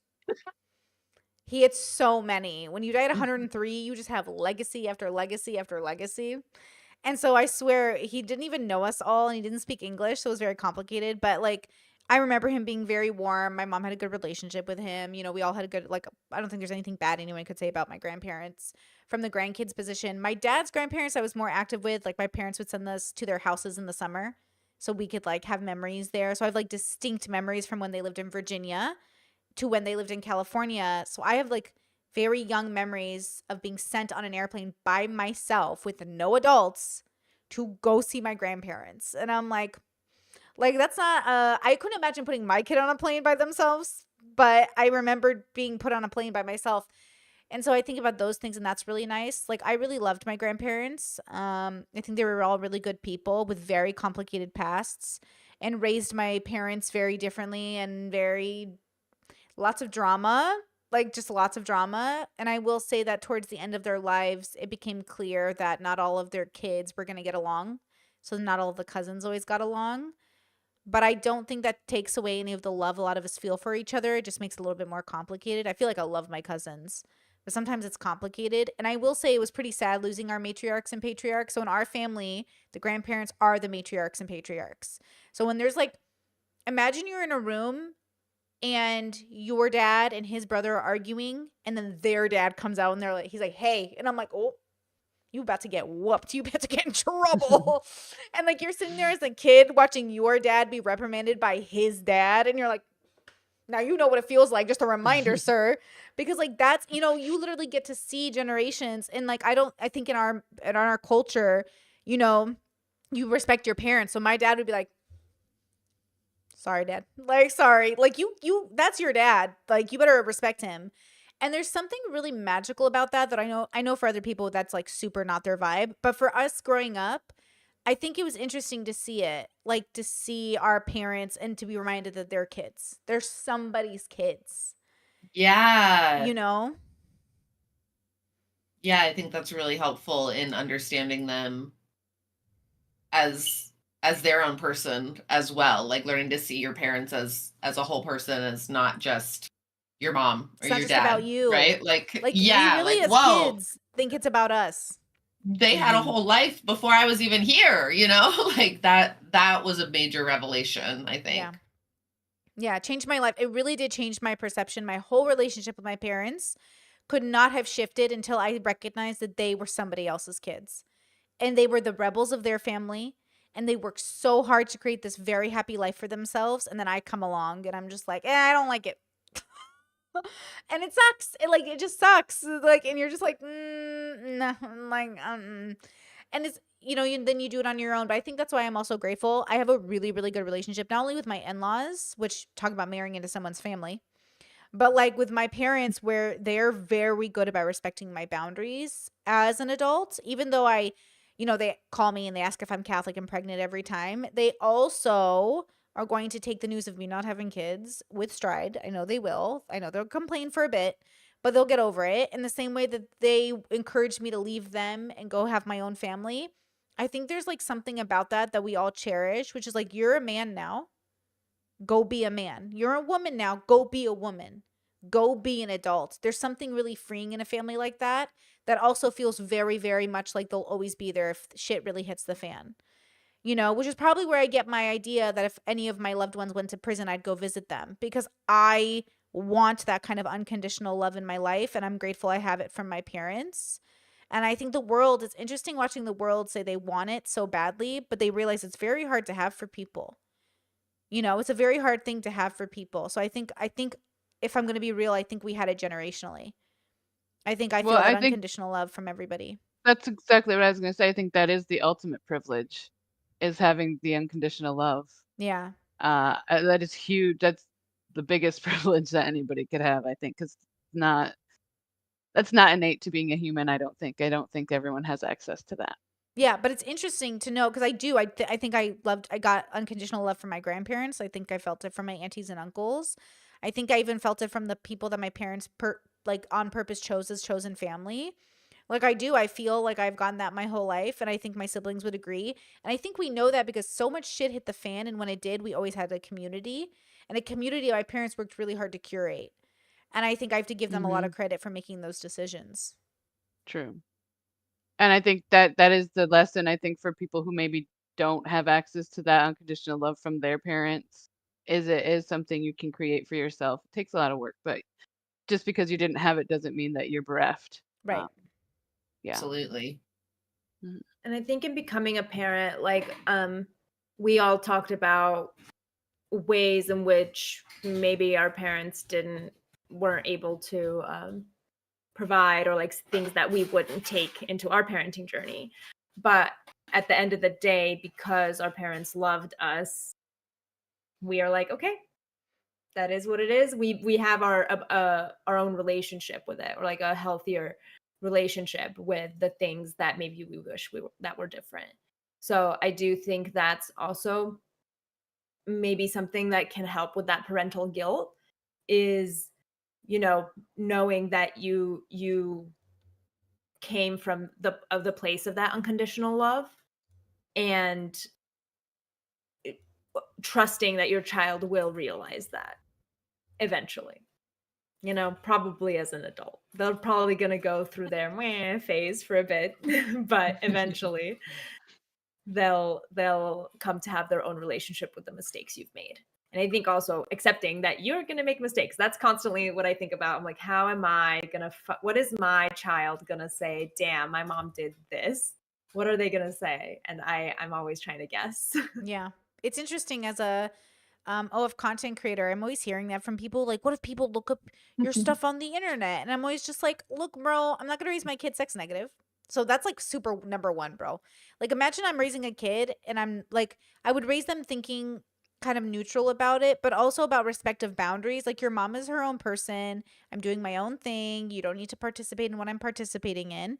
And if people at school bring it up, like, we'll talk about what that means. Like, what does that mean? I think I'm just going to teach them to have the same mentality my mom does, which is like, in public, you defend, and then in private, you're like, what the fuck, mom?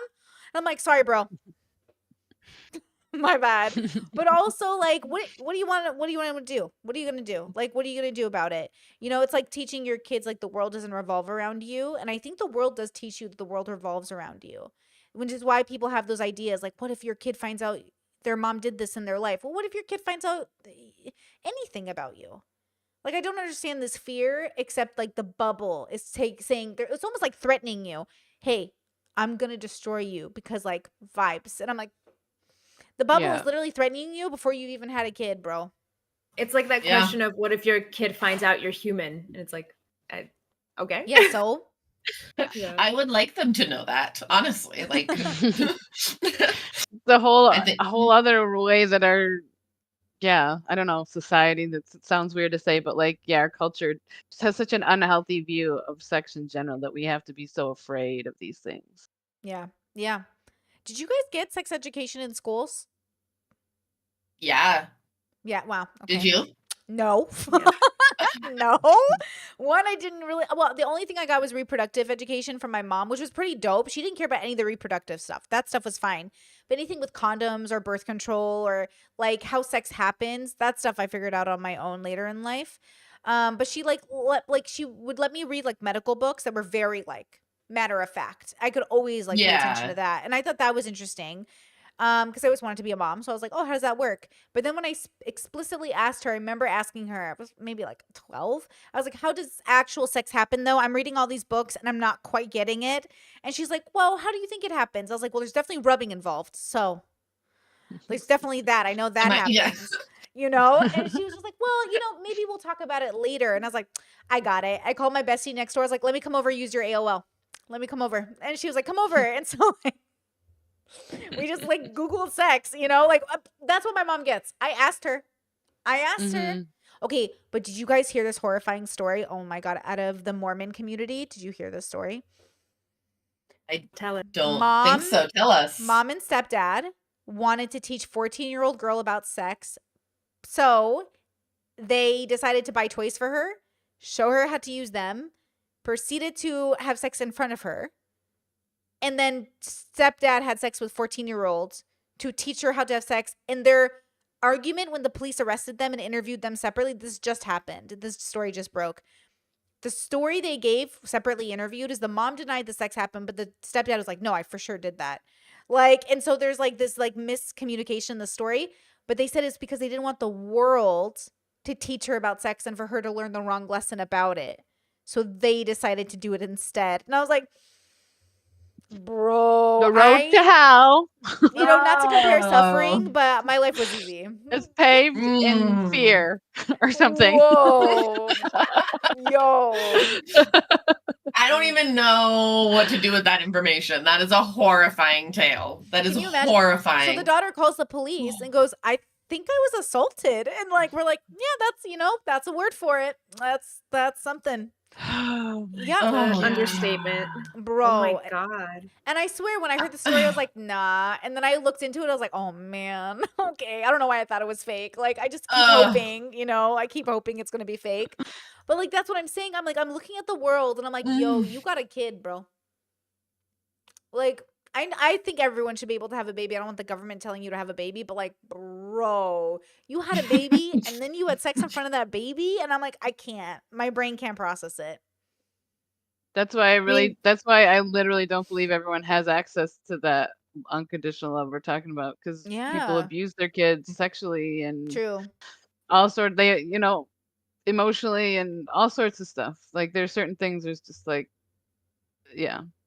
I mean, it's similar to that story It's real. of some fathers taking their young sons to sex workers and trying to Yeah. be like, "Here's how Yeah. and it's like, no, I feel like we figured out the ways to have the birds and the bees talk. In my high school and middle school, we not only had sex ed, but also how to identify abusive relationships. Not that helped Oh. in my future, yeah, but that's it was taught. It was like, this is not an acceptable way to behave in a relationship. Like they had like hypothetical scenarios, and they were like, which one of these is the appropriate response to this situation? Like they were like, oh, your partner looked through your phone or whatever, and your partner said called you a bitch or whatever, and they explained that this was abusive. So we had a pretty good sex ed curriculum. That's kind of cool. So yeah. That's kind of different. Yeah, that is kind of cool.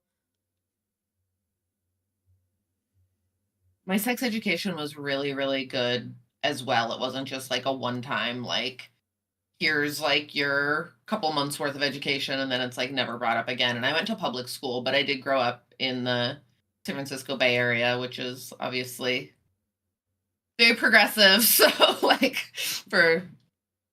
for their part, they definitely gave us good ongoing education that was appropriate to our development, right? So like we first learned the functional elements of like pregnancy and reproduction, and then we learned, actually, let me back that up. First, we learned about like puberty stuff because they wanted us to know like how our bodies were going to be changing and developing. And I thought that was really, really cool.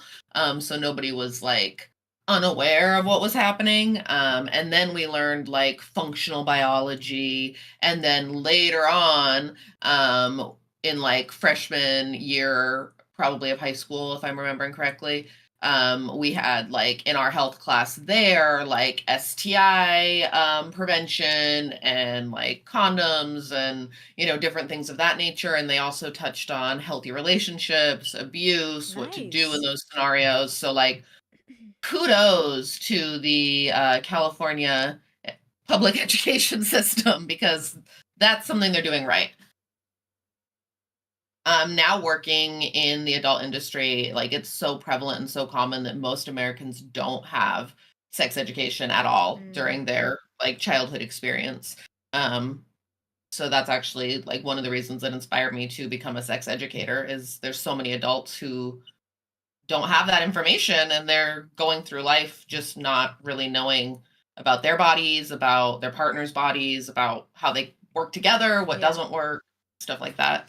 You know, it's interesting. Like, even I look, and I don't want to shame anyone for not knowing anything, because like there's always these TikTokers that are trying to like get one up on men about how they don't know how many tampons a woman uses in a week or whatever. And I'm like, Mhm. yeah, but like also there are women who don't know these things, and I think that we should start educating our partners, because like it is interesting. Like they'll be like, how many tampons does a woman use in a week? And the guys are like, 2. And I'm like, okay, let's talk about how a tampon works. But also, if you asked me, a girl, I'd be like, I don't, I always want to use like 5 a day because I pee and I can't pee with one in because it's complicated for me.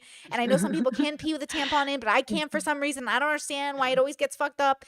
And then I even shared a comment to kind of like give some people reassurance. And a woman is like, you don't know how to use it right. I was like, no, no, no. Don't tell me I don't know how to use it right. We don't all have the same bodies, okay? Some are shaped Right. differently. Things work differently. It's confusing, because it even gets more confusing for a girl to hear, oh, I'm doing it wrong. As if we all have the same labia, as if we all have the same like body shape, as if we all have the same everything. It's like, no, Tilt things to work our differently. pelvis. Yeah. Don't even get me started. So it's like one of those things where I was like, we don't all have the same things. Diva Cup all the way. I'm using one right now. Thank you. Period week. And it's Oh, just I'm using a tampon right now. nice. Oh. I'm synced up Nice. below. But like, see, Y'all are synced up across the ocean. let's Apparently. go. Yeah, I'm on day 4 or Oh. 5. I feel left You're on out. top of it, Jen. Pending period vibe season. I'm like a week away.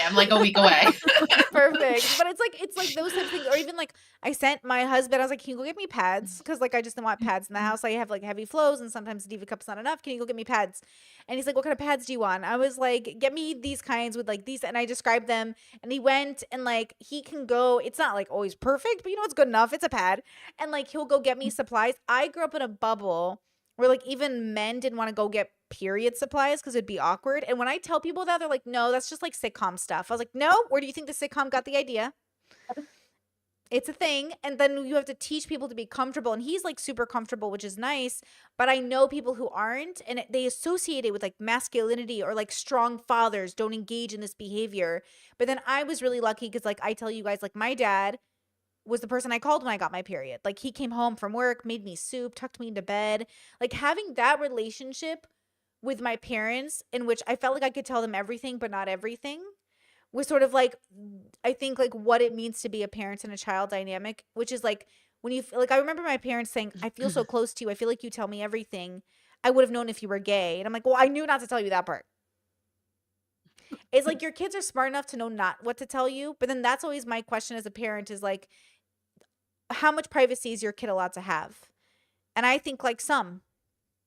What does that some look like for you guys? Like what would you hope your kids would tell you versus not tell you? Like I don't think I'd care too much if my kids were like, I don't know, like watching things that they felt like they needed to explore, but they didn't have to involve me and wasn't harming them type thing. Like maybe if they were looking up YouTubers that I thought weren't the best, but like it wasn't really harming them, I don't think I'd care too much. I'm more concerned about like permanent issues, I think. What do you guys think? I think I don't want to read whatever Wattpad fan fiction they're reading. They can keep that to themselves for sure. I would never. Oh, what do we think about the punishment of taking the door off the room? I would never do that. I think that's like a violation. horrible. Why do That's people do it? horrible. Because my dad took the boys' door off the room, but only because they really deserved it. We would play tag in the house and we'd break down the door trying to get to each other, and we're like, So, like, to be fair, Oh, they well, lost their door only because of that reason, but not Okay, well, because they were of, like, damaging it, they so were that's a little damaging bit it. different. Okay, and it was makes multiple sense, yeah. doors that got damaged before they officially were like, no door. That makes sense. that's Look, fair. if That you makes can't, sense. that's why you don't get nice things. Okay, You know? that's why. But otherwise, like, and I would joke. I was like, see how the girls still have their door because we are not animals. You guys are animals. But we never took away the door because of privacy reasons. Obviously, we had a bathroom. Everyone was allowed their private time in the bathroom. Everyone was allowed their space. Or they could use my parents' bedroom or my bedroom. Like, they needed to use a door. Like, it wasn't like we kept. Is that why people take out the door? Right. Is they tried to give them lack of privacy? They feel like they're like, if they get caught bringing like one of their little boyfriends or girlfriends home, they take away their door. Or Oh. if they find like toys or sometimes drug paraphernalia, stuff like Oh, yeah. that. No, like, we never lost door because of that. That was never. No, Yeah. that was just like That you was get never caught, and what are you gonna do? Yeah, that was never a thing for me either, but I do know someone who that had happened to her after her mom had found something inappropriate in her room, and like super traumatizing in my opinion. Like Yeah. I mean, I think we're all entitled to have privacy as far as like being able to go into a space and close a door and have some alone time. With that being said, I think parents should be aware of what is in their children's rooms. So it is a balance, but I think taking off the door just sends this message of like you can't ever like escape our watch. I don't know, it just feels really uncomfortable to me. To me, this is where the idea of like attunement, like parent to child, comes into play. Because I think the goal would be to be attuned to your child and their well-being, so that if something's going on, you can tell by how your kid is doing because you're attuned to them.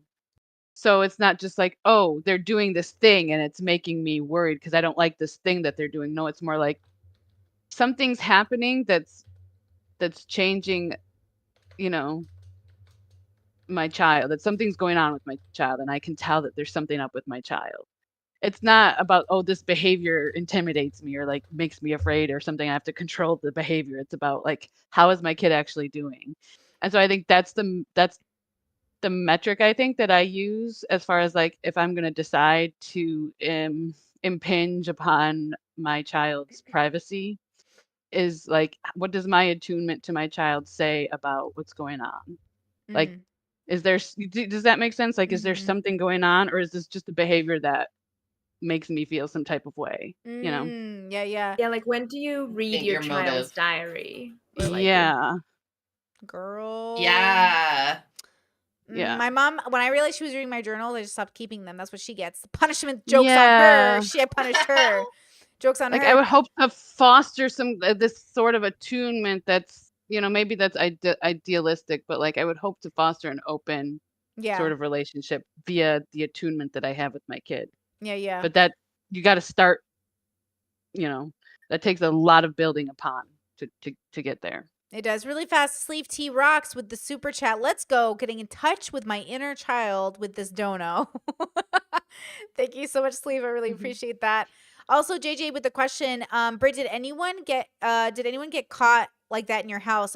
If not, why not? Like, okay, look, my siblings, I'll tell you this. None of us got caught with anything. Except this is the worst my siblings and I ever did. My parents are so lucky. Bro, they're so lucky. Okay. Britney Spears photos. Like photo albums of Britney Spears posters. My older brother, he needs to slow down there. Scandalous. Can't handle it. He wanted at like literally a fairground. He won this like Britney Spears poster, and I was like, "Oh, Britney Spears is in your closet." And he's like, "I know, don't tell mom." And mom found it and threw it away. So like, oh, scandalous. Okay, music albums they weren't allowed to have, like rap albums or cussing albums. My Chemical Romance had one F word in one song. I got my CD broken. Okay, fine. Maybe like one time I stole a pack of cigarettes, like not a big deal, but like I stole it from my uncle. I shouldn't have done it, but obviously they were just like, okay, whatever, no big deal. We got like a little punishment, whatever it was. It's like doing extra chores or some shit. And then one thing my mom used to do, which I hated, read my journal, so I never kept them again. And she'd be like, why don't you keep a journal? I'm like, bitch, you know. The second thing she would do, she'd go through my drawers and look for things when we weren't home. And then she wouldn't tell us she found anything. Worse. I would go look for it, realize it was gone, and be like, what the fuck? And then I'd be like, this happened till I was 18, 19, 20. I left the home at 21. I borrowed a movie. Do you guys know Sarah Marshall, Forgetting Sarah Marshall? Okay, funny movie, kind of raunchy, who cares? I borrowed it from a friend. I put the DVD in my drawer. I came home and it was gone. And I go, hey, I know you took it and I know you threw it away, but that's not my DVD. She goes, well, you should have brought it into my house. She would just throw it away. She would say nothing. She would find it in our drawers and just throw it away. And I was like, oh, My mom did that with my clothes that she didn't like. Yeah. shut up. It'd just be gone. And it wasn't even like bad or offensive clothes. I think she didn't like how they looked on me, which is even worse. That's so funny. Yeah. I do wonder about that because I do hope, like what Harmony was saying, that I'd be attuned to see that there was something off with my child. But then how do you know if you are? That's the thing, right? You can be Yeah. delusional, like, oh, I'm so attuned to my child. And you're just then be like, missing all of the signs. yeah, yeah. I do. So kind when of I like say that, the- I'm like, I realize this is idealism, but you know, yeah. I do kind of like my mom's approach in that she was a little bit like, it was difficult. I couldn't rebel against her because she'd be like, all right, like I would like one time I came home from school hungover because I drank at school at 6 a.m. to the point where I was so drunk throughout school that I was hungover by the time I came home. Damn, girl. And she was just like, she just put me to bed, put a bucket next to my bed, Nice. and then went, all right, that you punished yourself with Oh, this. interesting. So she just let me Mm. make my own mistakes, and I punished myself with those activities. That's so interesting. When I would make, sorry, go ahead. No, Jen, please. Oh, I was gonna say when I would make like a bad decision or like something that I would do something wrong or whatever, it was almost like the judgment was my punishment. Like my mom would like gossip to like my aunties and my grandmas and like and then I would be embarrassed by everybody knowing what stupid thing I had done. For example, one year my friend and I had gone out to like a party and we came back and parked the car in front of my parents' house with the windows down, and inside was a pack of cigarettes. And I wasn't even smoking them. Like they were just in the car. They were somebody else's. But like they were there. But because we left the windows down, like it had started raining and everything had gotten all wet. So it was like not only like, oh, like Genevieve left a pack of cigarettes in the car, but like also she had the windows rolled down and the whole thing got soaked and like mwaha, and it's like this whole embarrassing thing now. Interesting. So was it a tactic of like shame? Is that like a tactic of like bullying? I'm What is wondering, it? like, is it almost, it feels maybe like if you do something stupid, people are gonna find out about it. And I think it's like if you weren't embarrassed, then me talking about it shouldn't be a problem, right? But since maybe you are, then maybe yeah, you think about doing these kinds of things, right. Maybe you'll like try and make better decisions next time because you don't want Mm. to be the subject of the gossip.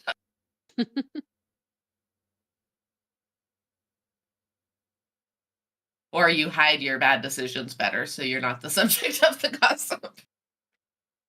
Yeah, I try to wonder. I do try to ask myself, like, even with like, look, I'm an adult. I'm like literally in my mid 30s, and yet I still have this part of my brain that gets anxiety and nervousness, like telling my parents something that I know is going to upset them.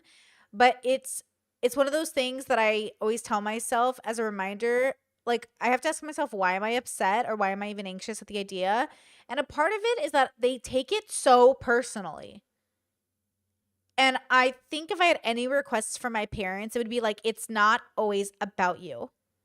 In the same way that the children, it's not always about you. It's about your parents. Like in the same way that as a child, I have to recognize my parents are someone else's kids on a journey. I wish my parents would, and they do practice it sometimes, but sometimes they really forget. Like, just a reminder, I'm in my mid 30s and I'm doing my own thing. But then the irony to the story I just told you a few minutes ago about my grandparents being the real parents to my parents, like there's this like double-edged sword of like unconditional love and patriarchal like family members continuing generational love, but also like care. It's like, how can I care for you if you also like don't let me? And it's almost like, but I don't need you to do it all the time. So I think like if I had one request of my parents, it would be to like continue practicing the idea that like it's not always about them. And also that I have to continue practicing that the things they do aren't about me. So if I tell my parents like, hey, it's official, I like tied my tubes, I'm not having babies. I need them to internalize that it's not about you. I didn't do this because of you. I didn't do it because you failed as a parent. It has nothing to do with you. They also need to like internalize like she didn't do it because of us. There's nothing we could have done. It has nothing to do with our religion or our belief that all women are fulfilled by having babies. And that's the dilemma is like, again, it's always a challenge to the belief system, to the bubble, because they truly believe deep down that like a woman's calling, specific women, not all women, but specific women, married women, their calling is to be a mother. And if that's the belief they're going to hold, they're going to think I missed out on life. And they only think that because they forget, like, it's not about you. It's about me as a consciousness. And same for my parents. People always tell me, don't you think your parents would be happier if they were, like, not religious? That's making it about me. That's not, like, has nothing to do with them. You're making it about you. And you know what I mean? So I think if I had one request, that would be it for my parents. What about you guys? Do you have any requests of, like, what you would wish could change without changing them?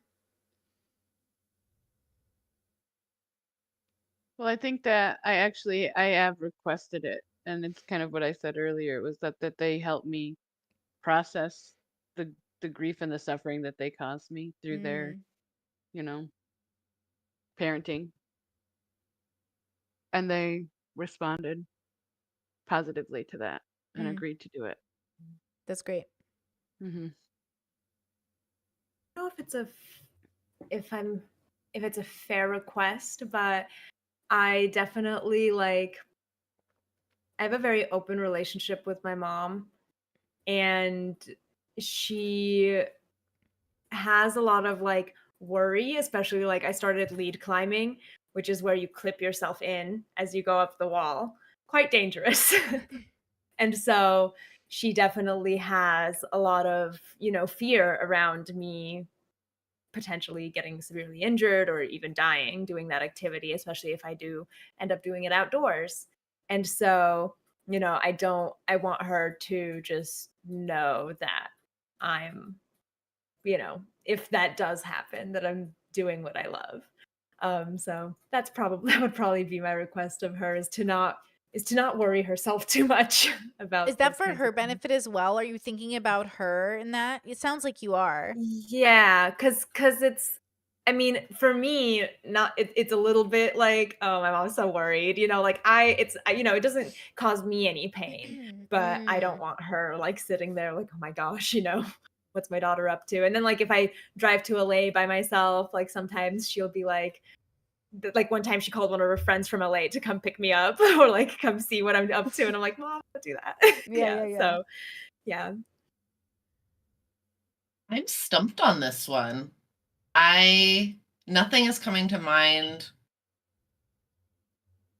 immediately.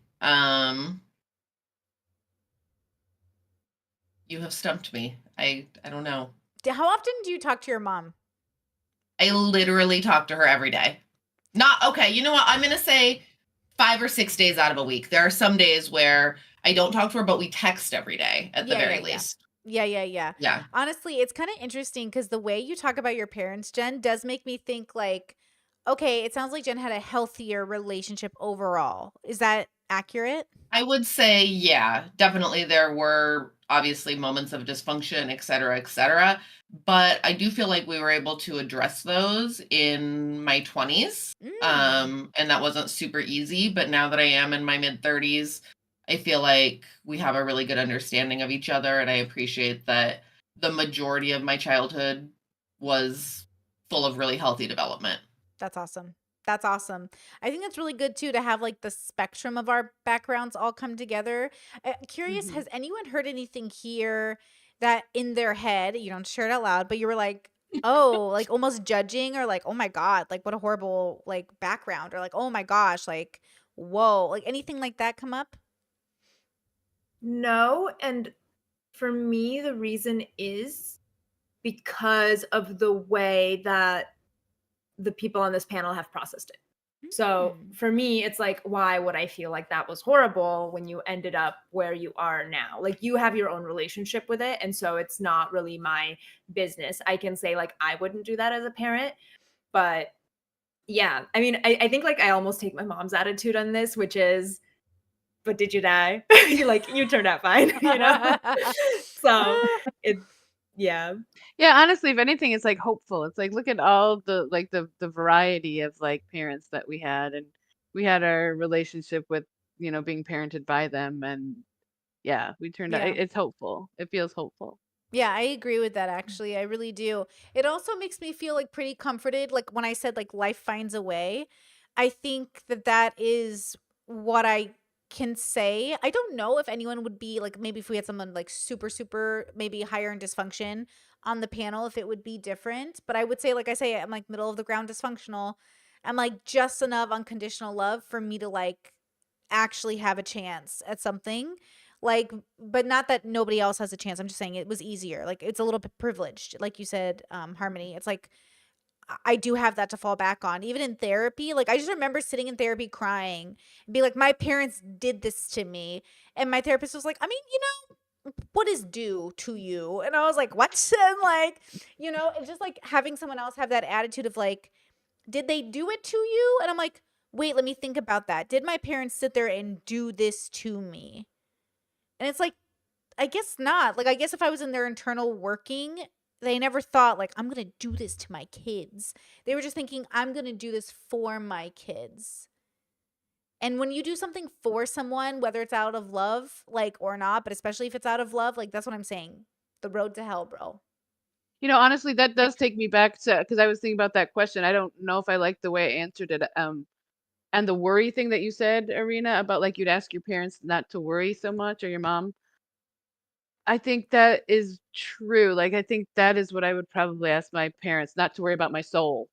Don't worry about my Mm, soul, because then I could Okay. probably actually have a fuller relationship with them. for They could sure. see fully, like they don't know the sex work part of me, that Yeah. kind of thing. Right. So I'd ask them not, yeah, the worry, put the worry aside, but it's also as a parent myself, like, it's so it feels like it's so necessary to being a good parent is to have that. It's like the cross you have to bear, that like it's the bittersweet, we have all this love, but like all this worry. How can I not? How can I not worry about my kid? Yeah. Yeah, I think that same with me actually. If I'm gonna solidify my answer more, it's like when I'm telling my parents like this isn't about you, I'm saying don't worry about it. I've got it. You raised me Hmm. so good. I promise you I'm making a good decision. Regardless if it looks like a decision you wouldn't have wanted me to make, you really raised me so well I made this decision. Which is why when I see those whatever podcasts who are like, do you have a relationship with your father if you're on OnlyFans? I'm like, bro, my relationship with my dad is so good, bro. You would lose every father-daughter race against us. Shut the fuck up, okay? Like it's so good. And I know, like, I wish I could, I don't know. I think that's the one thing I wish my parents would believe is like they genuinely raised me well enough, not perfect, but good enough that I do make good decisions in my life, especially after recovery. Like, again, my borderline really made it difficult to imagine they raised me right. But again, they raised me the best they could and it was good enough. It was exactly what I needed and far better. Because again, like, it's weird. I don't want to compare my life to other people in my life, but I will say like I always feel like I fared a little bit better than some of the people in my life where I'm like, I see how your parents were cool and everything, but I'm doing better. And not like in comparison, but like in the sense of like where I would want to be at that age. Like we're more closer to my thing than they are there to theirs. I think that's a good way to say it. And so I look at that and I wonder why, like just the people raised in my same neighborhood, like the same people I grew up with, I look at them and I'm like, I'm closer to my goals. Why? And I think it's because of my parenting.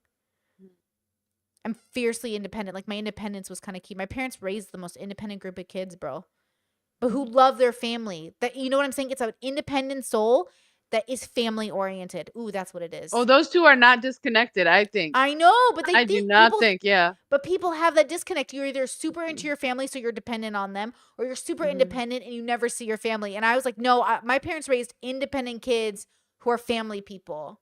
Hmm. And I'm I telling wonder if Because you, like the attachment theory, the more like a secure attachment you have, the more individuated a yeah, solo person is able to become. I think so. Which, yeah. Arena? I was gonna say, I think this is what I discovered about myself is that I'm not community oriented, but I am family oriented. Agree. Like, which is Same. very Mm. interesting. And I do wonder, like, what sometimes I'm like, oh, what does the healthy version of being community oriented look like? But maybe not family oriented or both. That's always like something that I'm like, I look at and I'm like, how do you have the time? Like, Mm. I have so many people already that need my time and attention that I have enough of a community I mean, within my maybe it's for family, people right? who don't have like biological large communities or chosen family large communities in a way, because we can't like. I think about all my family. A lot of them volunteer at church and stuff, and most of them are family focused. With the volunteer comes second. But I think about there's episodes of Queer Eye where they're always interview these women who dedicate their life to their community, and it's their family who signs them up because their family goes, they don't take care of themselves. We never see them. Their family time suffers. So I wonder if like the best community members are people who weren't born with one, Hmm. because then they can form one and be with one. Does I felt like I was a great community member when I was estranged from my family because I could Hmm. be there every day. I could volunteer, I could clean up streets on the All weekends, the I could time. protest, I could like I was available. Hmm. Something like that. You know what I mean? Like I always feel like everyone if they play to their strength could play into a way that would make a lot of sense for their community or for their family. And so, like, yeah, I think it's a matter of time, but also not because I don't know how you would do both in a balanced way, but I'm sure it's possible for someone, just not for me. I guess if the whole family is community Yeah, oriented, if that's there's a like way one that bad the Yeah, I've Yeah. seen whole, those families. yeah, Yeah. Yeah, I've definitely seen those families actually. Yeah. Or some communities feel more like a family, maybe. Yeah. Like the people more. Like maybe like I'm thinking like a small town or something. Where the people are sort of like family member feel to them. Mm-hmm. And like to me, extended. yeah, yeah, it's about like how accurate your mental model for the person is. And that's why I don't like community myself personally, because the mental model I have for the people is so apt to be skewed because I don't know these people. Whereas if I lived in a small community where I was interacting with them, I would be developing mental models and they'd be updating all the time and being more and more accurate. And probably in that situation, like a community would be more like life-giving to me because I'm getting all this great feedback and it's like an agent arena relationship type thing. Whereas with my family, I have good mental models and they are being updated, and it's I can rely on those mental models, Yeah. and predict what's going to happen. So that's why I prefer my family. But if I lived in a smaller town or had a different sort of community that was able to do that updating of my mental maps, I might be more prone to living in that kind of a community.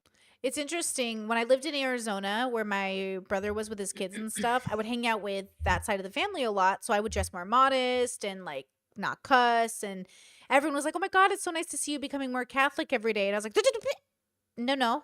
I'm just in this environment in which I'm adapting to the relationship I'm having with the community and I want to maintain the community.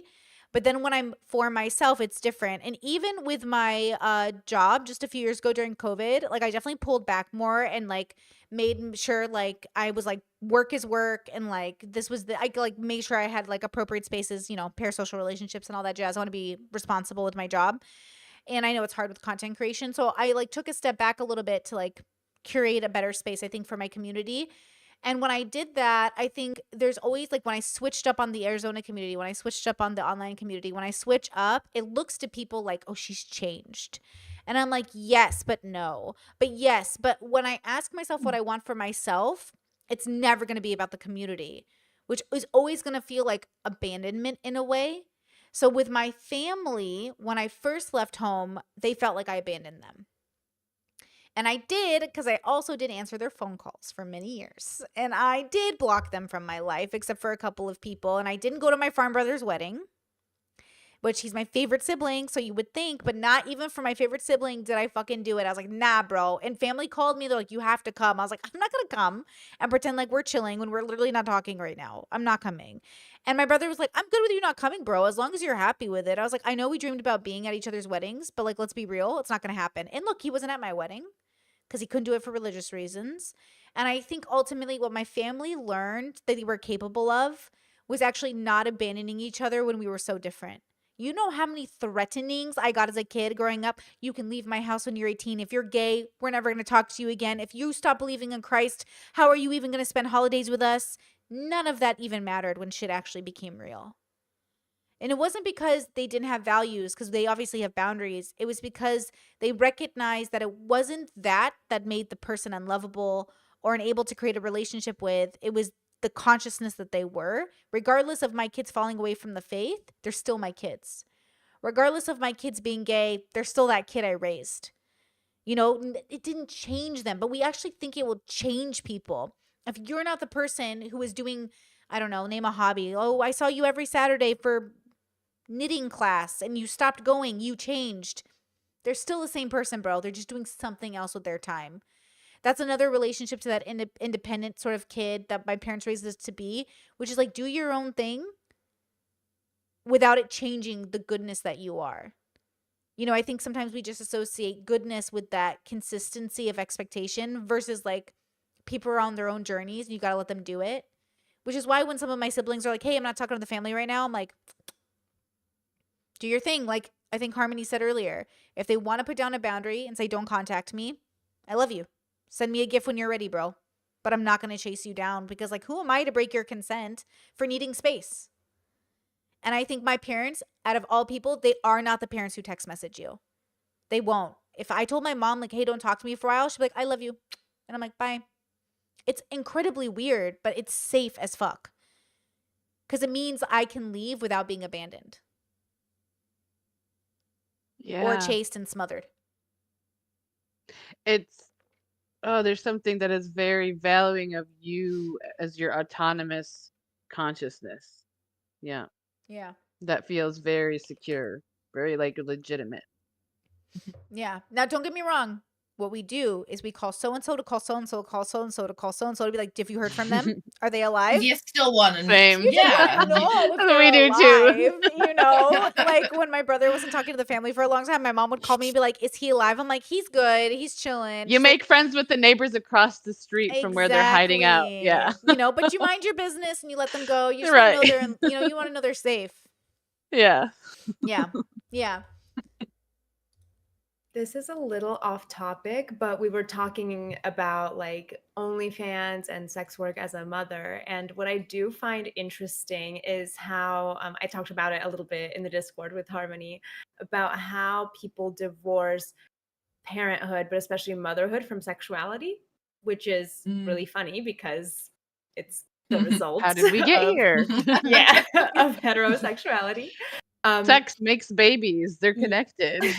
And I do find that interesting, the balance of that and our parents being sexual beings. And as much as we don't want to think about that, it is the case. But also as a parent, balancing that and obviously, you know, not doing what those Mormon people did, Jesus Christ. But like not losing yourself, you know, and your relationship with your sexuality as a parent. But it is interesting how society will shame, you know, women especially. Like, you're a mother, don't post that bikini picture. And it's like, a mother is literally like a sexual being. That's how she became a mother. So yeah. I think there's like this I feel like it's like putting on a hat, because sometimes I do think like modesty in motherhood is so beautiful if I'm associating it with being a mother. But then I feel like the sexuality has nothing to do with being a mother. It has to do with being a woman and a consciousness and a body and like a person, you know? Because like I could imagine, like I just watched Cardi B's new music video and I was like, go Cardi. And I was like sitting there and I was like, oh yeah, she's had a baby. Like I'm just watching this woman and I forget she's a mother, because like when I see her with her kid, which is super cute, I like her dynamic with her kid. I'm like, okay, that's a Cardi being a mom and like that's super cute. And then I'm like, oh look, Cardi being Cardi. this is her hobby, this is her life, this is her job, this is her work. It's kind of cool to see different hats on different people. But then at the same time, like the idea of not posting a bikini pic because you're a mom, I'm like, whoa, like I'm so far removed from that reality now at this point in my life. I don't even register a bikini picture as a big deal. But then you'll see women on the internet get shamed even in their older age. You're wearing a bikini at 70. I'm like, what? Whoa. The That is so Madonna horror What are they complex makes supposed to be people's wearing? What are they brains supposed to break. be wearing? Like, Yeah. so But it's funny. like they only want to let a woman wear the hat of motherhood. Yeah. Like, you know, Cardi can wear all these different hats, and I think it's fantastic. I think that some people get tripped up on like, well, if she's now got a motherhood hat, so to speak, then that's the only one she should ever be Yeah. wearing from here on out. And I Yeah. think that can be where people Right. stumble with it. Yeah. I do find it interesting the sexuality or the woman hat being different from the motherhood hat, because I grew up always seeing them together. Like my mom's pretty sex positive, and when I was a teen, she'd have me take bikini pictures of her on the beach. She was like, okay, make sure my waist like is snatched and like all of that. So I was always very aware of, you know, I guess female sexuality in that way, in an appropriate way, obviously. But my mom wasn't like prudish or like super modest in the Christian sense of the word. Again, we were secular, so I always, you know, associated motherhood with you have sex, you have a baby, you're a mother. How old were you? Can I ask? When I was taking like bikini pictures of her, Yeah. like 12, 13, you know, like, and then I'd have little pictures and stuff like that because I wanted to look cute. But, you know, she taught me the photography skills and the posing skills and all of that stuff. And Yeah.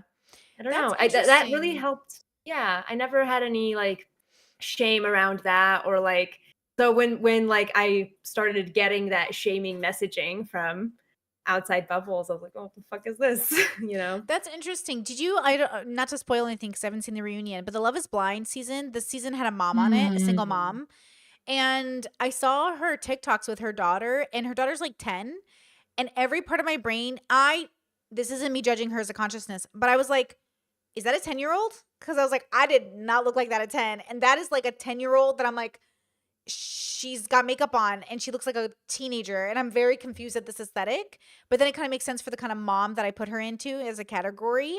But then in my brain, I do think it's inappropriate. But then in my brain, I'm like, where does that come from? And I think it comes from partially Catholicism bubble and partially feminist bubble. But like feminist bubble meaning I don't want my girls to fundamentally think their cuteness is their value. But I think like you learn that as you age. And I think, you know, I think about my sister. My sister used to help me take I used to do Polaroids back in the day, and my sister would help me take my Polaroids. I was mostly in lingerie though. And if I was naked, I was not like flashing my sister, but like, you know, she's my sister and we were both adults. And I never saw anything wrong with that. Or even if my mom at the time as an adult would have helped me, I wouldn't see anything wrong with that. But I wonder if it's like, if it's that like, if that part of my brain makes any sense. Like a part of me is like, I don't want women to associate their value with their beauty, and I don't want men to be himbos either. But I do wonder if that's also repressive in any way, because I don't want them to grow up with sex shame. That's not what I'm trying to aim for. Yes. I mean, I talk about this on my YouTube. I just made a video called De-Influencing Beauty. Go check Nice, it out. But nice. I definitely am very much like physical beauty is one part that is not even the most important part of like relationships and attraction, etc. But it's there. And so I like my mom is into aesthetics, as am I, but it was never like a value thing. It was a very matter of fact thing. And so, if anything, it was kind of the men on the internet that made me feel like that's what they valued in women. But it wasn't what my mom instilled in me, if that makes sense. You guys So were just I've you been- were celebrating that expression. Yeah, Yeah. Okay, so But on yeah, go Oh, ahead. sorry. And then I was gonna say I haven't seen Jessica's TikToks with her daughter. My mom wouldn't like. I mean, I was never really interested in makeup or anything like that, so that wasn't really a thing. My little sister was, but she started like in late middle school, high school, so like 13, Sure. 14. And not That's that when I other wasn't a girls- 9-year-old or 10-year-old who Yeah. wanted to wear makeup and a push-up bra. Like, I absolutely, as a child, and I would get mad at my mom for not letting me like wear grown-up clothes and like look sexy, and like I was a kid. But like, it's not hard to imagine that even children are like, hey, I think I want to be attractive to people my age, and I want to start that Yeah. like flirtatious part of my like relate. But then at the same time, it was definitely a struggle. Don't get me wrong. Like, even shaving my legs was a whole point of my mom being like, oh no, Brittany wants to shave her legs, which means she wants to try to look attractive to people, which was true. I was a kid. I was like, hey, I think I'm ready to like look attractive to people my age. And my mom was just like, oh, but I don't want you to think about that. And to be honest with you, I think it's like this weird balance. And I don't want to like moralize it or like talk bad about this mother or anything, because I don't know. But it is one of those things where I can't decide like where would the line be. Because then here I am in like this little European bubble that's Catholic, and like being topless on the beach is okay, but they don't want you wearing swimsuits in the cities because it's inappropriate. Like, there's a line. It's like a cultural expectation of where is it appropriate to be this thing. And I kind of like that too. And I can't tell if that's my neurodivergency, where I'm like, what are the rules? What's the uniform? What's the expectation? Because that feels different too. Or if you go to a place that's like okay to be like New York or Seattle, where like there's kind of fuzziness on the nudity laws, you're like, I'm allowed to do this, but does it disrupt the atmosphere? I'm allowed to do this, but what signal does it send? I don't know. I think it's very complicated, but it does make me wonder. Yeah, there's a nuance there. I think we talked about it in our second ever podcast about like kids wearing clothes that are meant for grown-ups to look attractive in. And I do find that to be inappropriate. Like, I wouldn't, I don't think kids should be wearing like, I don't know, lingerie or whatever. Like, I think that's fucking weird. The only but problem I have with that yeah. is it really only works when you're talking about little girls. You know what I mean? Like, what example of that is there with a little Ooh, boy? You know what I that mean? is a good point, actually. I mean, I guess like a Does jock that make sense? strap. I mean, wait, no, but you wear a jock strap for like sports, right? But like, like Right. an Andrew Yeah. Christian jock strap that you Yeah, wear to yeah. Pride. Like, I don't think Like, if my I little want a young boy boy, wearing that. yeah, if my kid was dressed in a little suit and tie, you know what I mean? That's not offensive. Well, okay, one of But the a little things, girl wearing like a evening gown isn't offensive either, right? Like, if Mhm. it's not like a low plunge or whatever. like one thing my mom, this weird example, but like if my brothers were walking around in boxers and the boxers were like tightly fit, and like I'd be like, whoa, bro, I could literally see your junk, bro. Like, fucking put it away. Like, as siblings, we'd be like, yo, bro, like, what are you doing? Or like, even when I lived in Arizona, I'd like walk downstairs, my brother's like, are you even wearing a bra? And I'm like, bro, I'm wearing 2 bras. And I'm like, it's not my fault. And like, you know what I True. mean? Like, there would be like, we're very like blunt with each other, where it's like, whoa, bro. But then what we're saying is like I can see things in a way that like it's not covered, it doesn't make sense. But then I saw this TikTok the other day that was making me laugh. And my mom would say, by the way, even my boy should be modest. So that was like the example. But I saw a TikTok of a mom who said like, these are the kids' swimsuits and the sides were cut out for the girls. She's like, what do you need your sides cut out for? And I'm like, that's an interesting question, because my mom used to say, why are kids in bikinis? Why are kids in swimsuits? And people would say, oh, you're such a prude. And now we're going into this like weird, we're back to the modesty arc, but for feminists instead of like for Christians. And now the Christians are like, see, we told you. And I was like, yeah, but it's for different reasons, but the same reasons, but different reasons. Like, it's a different vibe. But like, yeah, it's interesting. It is how it all comes around. Yeah. That's why you got to know the why, because the behavior doesn't tell Yeah. you anything. It's definitely important to know the why, for Yeah, 'cause sure. then my brain, and this is so sexist of me, I'm sorry, I'm misandrist. Then my brain goes, well, if we're all in a girl bubble, it doesn't fucking matter. Who cares what the girls are wearing? Because like, Right, that's what I'm saying too. that's what I'm Yeah. saying. But then I'm like, It doesn't matter if a little girl wants to play dress up with lingerie when it's just women. That was, yeah. True. I was I going to wonder say, if- like, But is that us? Part Is of that, it- are we being bad people right now? Do we Because just like, I grew up in all female, right? So I never was like, oh, my mom's like You might wants bikini pictures. I'm gonna take bikini pictures Right, of her. Or I right. Want, See, I could it was- imagine that. I could Yeah. imagine that. Okay, but like, are we, is the, I can't tell, because sometimes people hear me say that and they're like, oh my God. I you can't are, tell either. yeah, like they're like, are you a misandrist for real? I was like, but you know what though? Okay, I think I've told you guys this story, so tell me if I haven't, I'll stop, because I've probably told it too many times. But like, when my partner came to visit my farm brother for the first time, I asked permission to take the kids out on a walk to like see how he did with the kids, because it was like our first time meeting and I wanted to see. and we took too long. And I told him, I was like, we told him 30 minutes and it's been like 45 minutes. He's going to come drive out. He's going to come find us.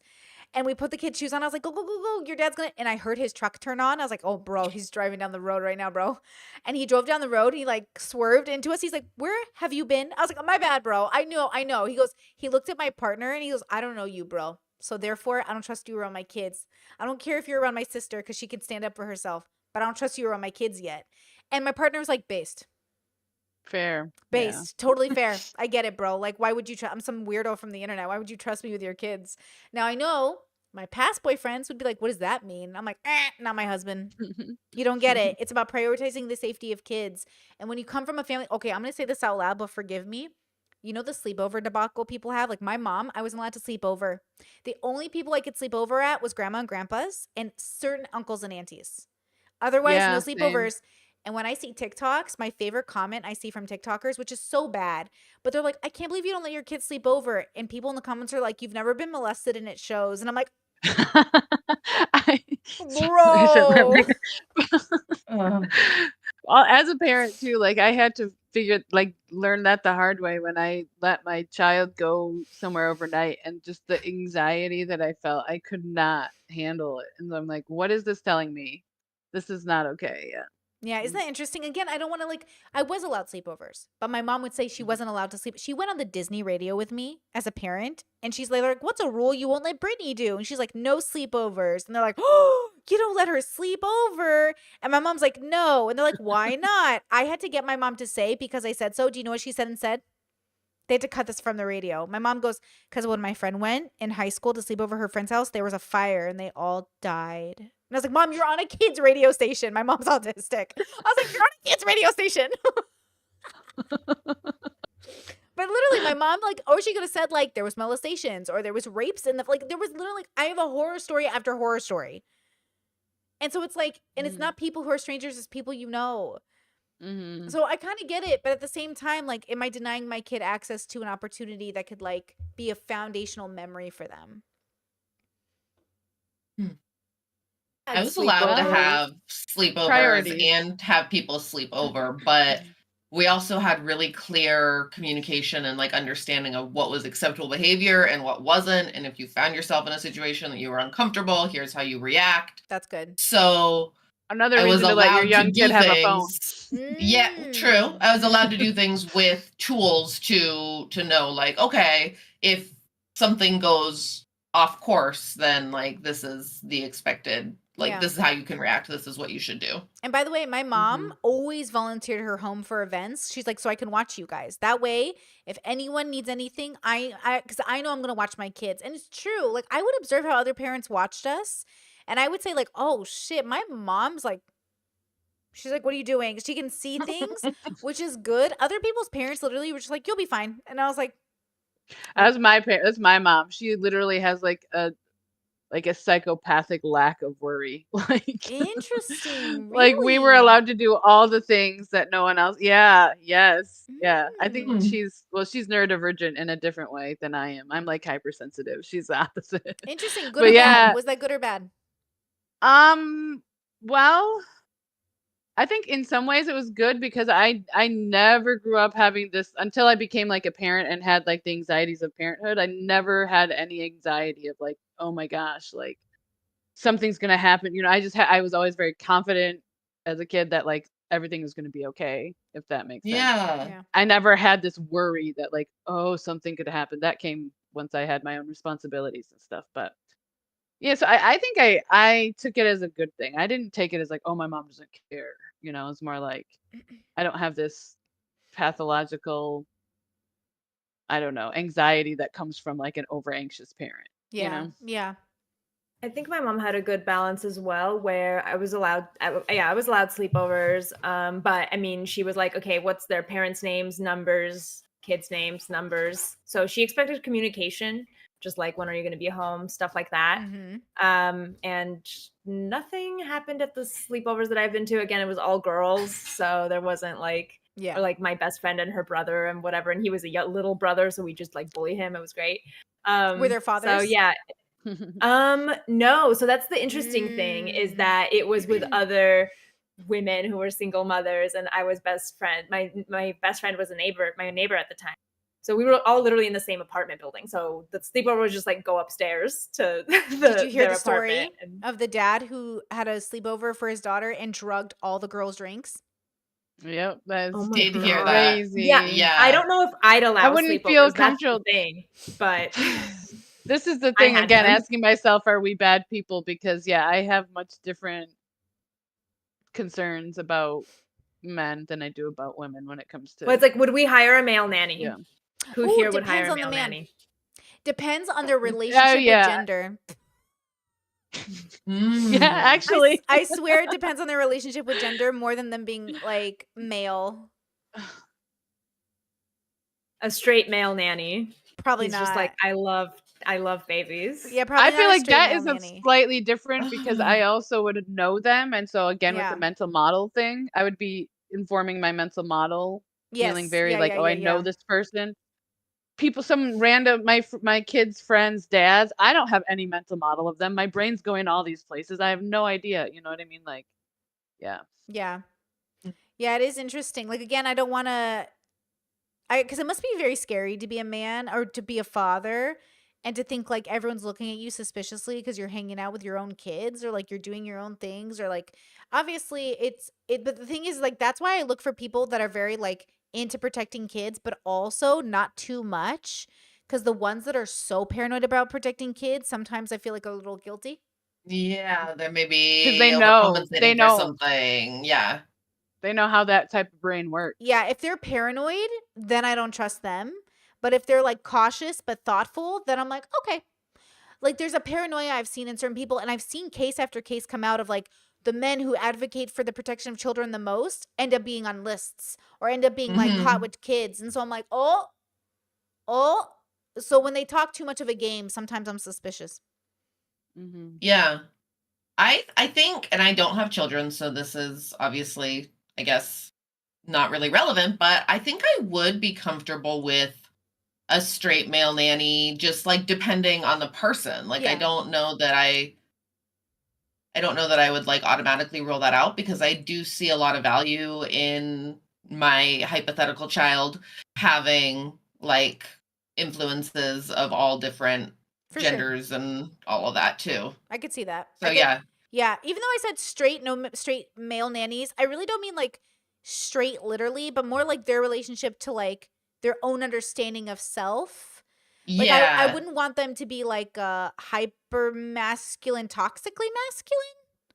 Yeah, Yeah, like yeah. what gender roles are you gonna be teaching my kids? Right. But to Yeah. that same vein, I wouldn't want a female nanny that is like hyper fixated on elements of femininity that I think are harmful. Yeah. Like, let's say I True. have a female nanny who's always talking about how many calories are in food or like treating True. like good foods and bad foods and I look fat and this and that. That would be something that would True. be absolutely like, you are fired. You cannot be around my child talking that way. Like, Yeah, you yeah. are contributing in an unhealthy way. Well, and I'll tell you Yeah. this because Kim Kardashian hired a male nanny for her son. Mm-hmm. And people were kind of upset about that, but she was like, well, he needs like a male role model, and Ye's kind of being Ye right now. And so it was one of those things where I was like, well, you know, when your father doesn't step up, somebody might. But a caretaker who's male was actually, I thought, a pretty good idea. But then this is where I would get suspicious. Is like if you were going to get like a Drake type character to hang out with your teenage girls and be their nanny, I'd be like, see, no, like this, no. Like something here feels suspicious. Why are you hanging out with them? Like, why do you even want to be their nanny in the first place? But if it's somebody who's like, you know, the vibe would have to vibe. Because, like, even with that, even with him being like, they're just my friends, I hate that Drake. I hate when adults have friends that are children. Why do you have friends that are kids? Like, what are you doing? True. Like a big Yeah. brother type thing, that's different than a friend. A mentor Or like is I'm different. like a teacher, a mentor, a Yes. counselor, a I have coach. Like boundaries. Those Yes. are healthy, yeah. Demonstrate those boundaries. I think part of it too, and I think this goes for any adult, any adult that seems to be overly eager to be around children instead of viewing it as a duty or like Yes. as, you know, this is like what I need to protect them. but somebody who like wants to hang out with them instead of like, Yeah. it's My mom like, always would say like it's not my job to be your friend, it's my job to be your parent. And like even though we have a really good relationship, I think that's an important distinction. Like yeah, like Yeah. even like with my nephew, like I'm like, "Hey buddy, like yeah, we're buds. We do stuff, we hang out, we have fun together, but like am I his friend? I don't Right. know. I think no, I'm his aunt." Yeah, or like the moms who call their little, kids like their best friends or whatever. That's like, Yeah. Okay, somebody Yeah. I I don't saw like it. that I and they don't said, like "What do you it. guys think about this?" They said, "If you're your kid, you should be your kid's best friend, but they shouldn't be your best friend." And I was like, "That's interesting," because my parents will say that sometimes. They'll be like, "You're my best friend." I was like, "Yeah, but you don't mean that because like we're not friends." And they're like, "Well, obviously I'm not your friend, I'm your parent." And I'm like, "Oh, okay," because like realistically, like we're not buddies. My parents like as adults it's different, but like as children, like it's not like my dad came to me and was like, "Dude, the bills are crazy right now, bro." I'd be like, "Why are you talking to me about this, bro?" Like I'm your Yeah, child, so it's not parentification. Yeah. parentification. Like my parents were adults. When Mhm. I say like I had parent adults, I mean I had parents who like didn't put that burden on us as kids Mhm. because like I mean, you know I can sort of get it. Like I have little inside jokes and stuff with my kid, and like for little sure, things that are they're kind of absolutely, friendly, that we're Sure. like, that makes it absolutely very pleasant, playful. but Yeah, yeah, Yeah. but I'm still the mom. Yeah. yes, I'm very playful. Like Yeah. my dad and I joke. Like I call him, and I'm just we have like we all have jokes, but there's also like the respect line, even to this day, which I know Mhm. people think is ridiculous. It's always, especially my white friends, I love them, but they're just like, dude, if your parent, like, do you not like tell your parent just to fuck off? I was like, bro, first of all, why are you telling your mom to fuck off?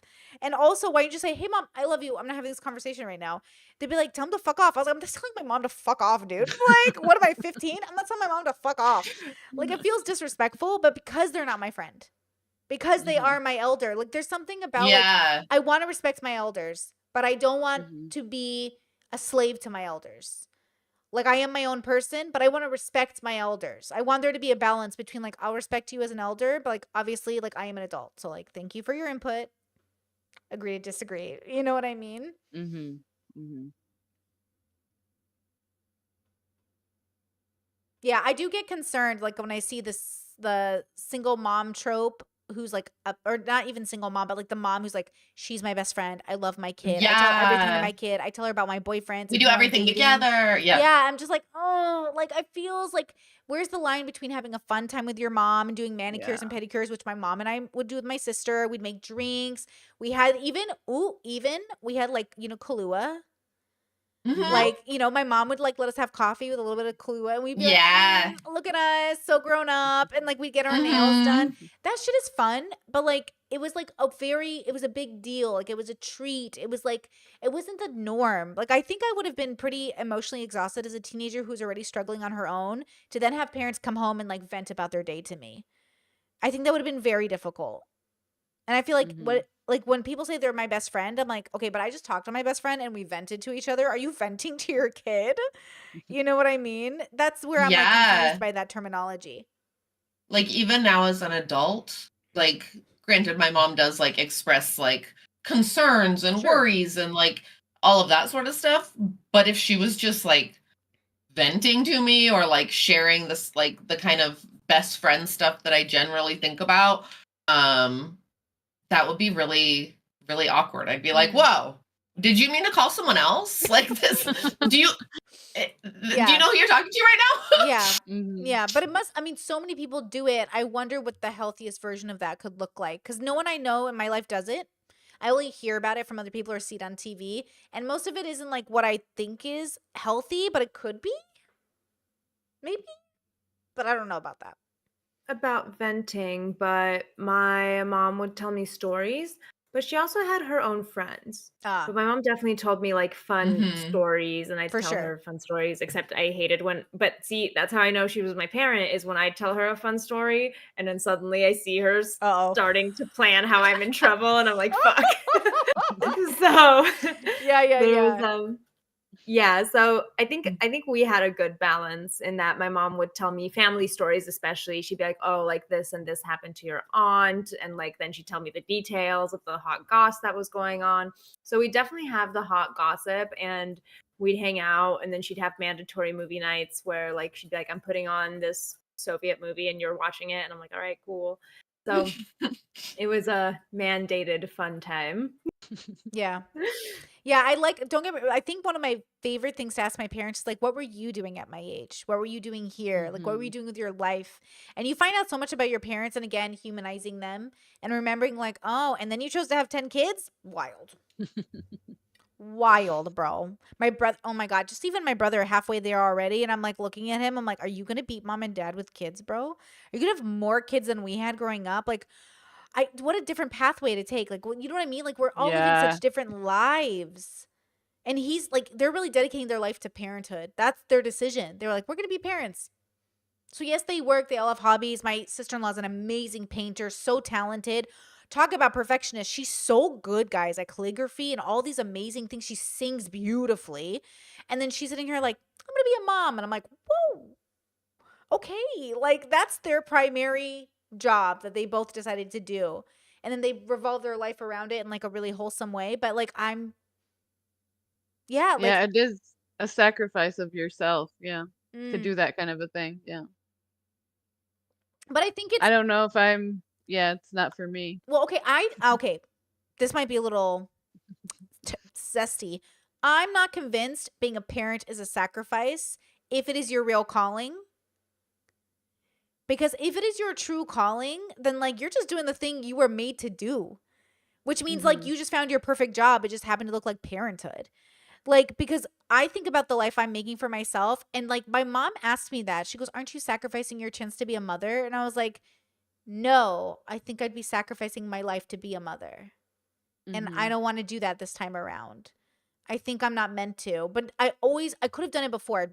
Different Brittany could have been happy doing it and not seen it as a sacrifice because she wanted it so badly. But this Brittany would just see it as me sacrificing my life. Like, God forbid to use these words, throwing away my life. And I don't even mean to say Mhm. it that way because that sounds so bad, but like, kind of.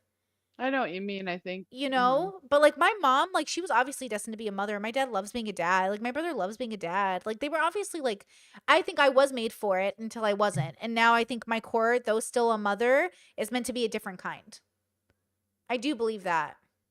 I wonder what the distinction is between hard work and sacrifice, if there is any. Girl, life is hard. It's all hard work to me, girl. Well, I mean, every decision is a sacrifice of what you didn't choose for, right? So, in that sense, any type of life is a sacrifice. You're just basically choosing to put your energy towards that thing and not towards something else. Mm. That's true, but I feel like sacrifice has such a weight to it. Like, did I sacrifice my life of being a pilot by choosing to go into biochemistry? Well, not really. That wasn't like, it Mm. does that make sense? Like I Yeah, guess but it's I like, mean, I guess to take yeah. this example, like Brittany's sister-in-law who has all these, talents and stuff that she can't put energy towards anymore because she's a parent. Like she had to sacrifice those Well, things. she does them as a hobby. Does that Mhm. count? She doesn't Yeah, I have as think so. I much mean, time for I them. personally think so, yeah. Yeah, But like, it is true. She doesn't have as much time. And that was really hard in the beginning. mhm. In the beginning, she was like, I don't have time to paint. I don't have time to do anything. And now she has enough time to do it a little bit, but it's true. And then she keeps having babies, though. You can't keep having babies and telling me you care about painting that much. Right. That's the argument my mom would use too, is I'd tell my mom like, "Oh, I wish I could like work on my novel and whatever." And she's like, "Me too, but you know what I want to watch? 90 Day Fiancé, so that's what I'm going to do." It's like you make the decisions of like what I feel like what you act I mean outside of like executive dysfunction and that kind of stuff. Mm-hmm. But if you aren't struggling with that and you're like consciously choosing instead of doing this thing, I'm going to do this thing, Yeah. then it's probably the thing you actually wanted to do. And then the other thing was I maybe mean, more of a fantasy in a way. I don't know. I feel like it might be more nuanced than that though, especially if you take like the bubbles into play, True, you true. know? Like because so many people make choices that are not for them. True. It's, to fulfill the Based on like expectation of the pressure. bubble. Yeah. Mhm.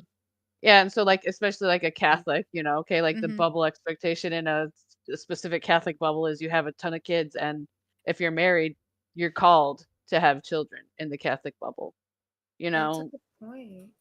Yeah, But if the So, bubble is perfect for you, right. yes. True. Yeah.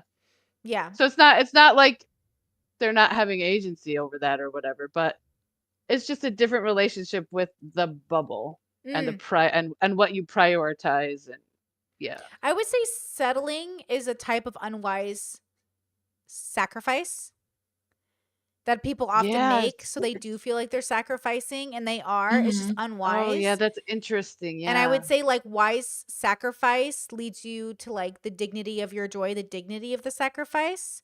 So I think there is Yeah. a wisdom to sacrifice. Like I mean, I tried to think of how I would Mm-hmm. use the word sacrifice in my life here in ways that would be wise. And it'd probably be in conjunction with my true values. Like if one of my siblings needed me to take care of one of their kids, I would see that as a sacrifice that was within the like value system that I hold, which would mean it'd be like wise suffering or like sacrifice or something like that. And I've even told my Yeah, like a husband, like, worthy sacrifice. yeah, and Yeah. I told him, I was like, hey, peace and love. We're not gonna have our own kids, but if they need me to take one of those babies and you get in my way, you know?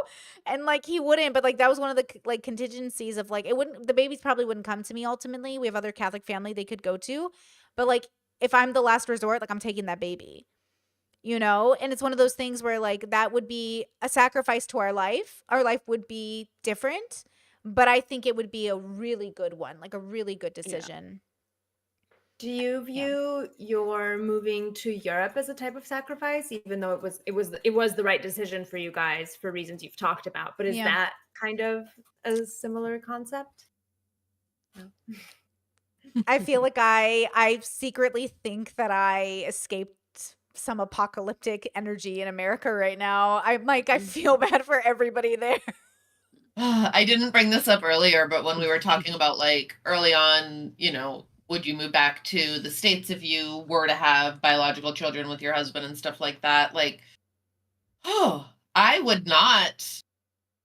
I have not, and I think I would continue to feel uncomfortable having a child in modern American society. Like, there's a lot of school shootings going on out there. Bro, Like, what school would you that's exactly we asked ourselves, okay, what school would we send them to? Where would we live in America? Where could where, we like, afford how to do I send know them? they're going to be safe? Like, Yeah. yeah. Like that's the thing. That's why we like made a pros and cons list, look at our life, looked at what we wanted. And my brother's really lucky. My brother's homeschooling his kids and he's in a super Catholic community and they're doing it an alternative way, which is very conservative of them. But like, okay, fine. Like at least their kids aren't going to get shot up at school. Fine. You know what I mean? But like it is one of those things where I'm like, I'm just hoping those kids like please get a good education. Please get somewhat of a good foundation. But like at the same time, so that's the problem. My brother was born into a perfect bubble. He's literally a high school graduate making like so much money compared to the average person because he found the right kind of blue collar job or whatever you want to call it that perfectly suited his like brain and set him just apart from even his peers. So his kids are going to be fucking financially fine. His wife's going to be financially fine. If he dies, he always brags. He's like, she's got a great life insurance plan. So, if I die, it will be fine. And it's true. She'll have a whole family in a village to help take care of those kids. She's got great siblings. All of them have kids. All of them are Catholic. My parents, everybody. So, yeah, no, I did not sacrifice anything coming to Europe. I'm so sorry. I really, yeah. No, I feel Except lucky. the weed. Except the weed, bro. I cried about it today, bro. I felt it. I was like, man, I want weed, bro. Just Yeah. weed. So Steve and I have talked about like, well, if we could live in a European country, would we want to have like biological children? If we didn't live in America, like what would that look like? And we've looked seriously at a few different European countries. I cannot sacrifice the weed. Like, can Bro. Europe just get with this? Because Any day You now. need it even more when you're a parent, bet. Like Germany just made sorry. it legal. So let's go Germany now. So Okay, we're one step Germany. away. I was like, let's Yeah. go Croatia. Let's go. We need, yeah.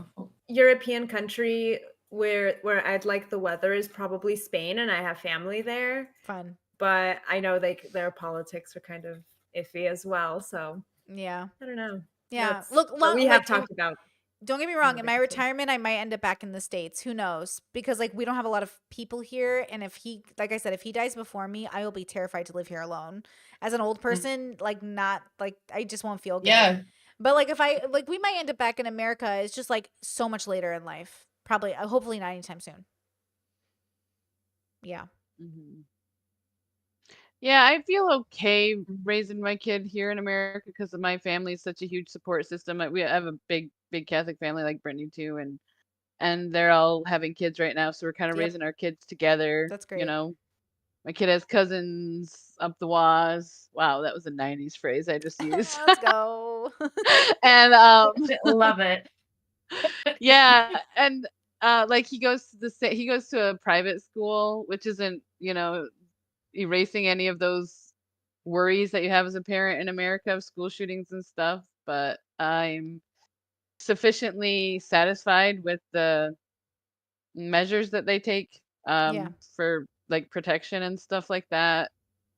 And it is the same school that I went to as a kid. cute. And so like the staff and it's like it's a very familial feel because of the fact Mhm. that I've been going there. My family, like my family is a big part of it. It's connected to it's a private school, it's connected to a parish.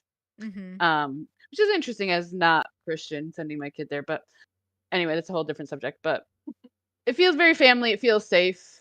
I think for myself, there might be some aspects that would feel safer if I was somewhere else, like in Europe or something. But like just not having that support of the family would be like overall, I'd feel way more vulnerable somewhere else. Yeah, I think that Personally, makes for so me. much sense though. And that's what it gets down to is like, where is this village? And so, even like thinking about my parents, like, ultimately, I am grateful for the village they built around us. I'm grateful that I come in and out of that village. I'm also grateful that that village even asks about me. Like, how cute is that when my mom's friends are like, "How's Brittany?"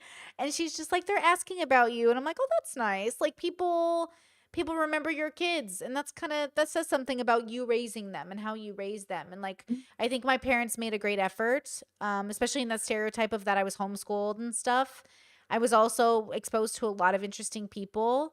And so, like, for all my parents' faults, I still give them a passing grade, you know? What about you guys? Same. Ultimately, passing grades, right?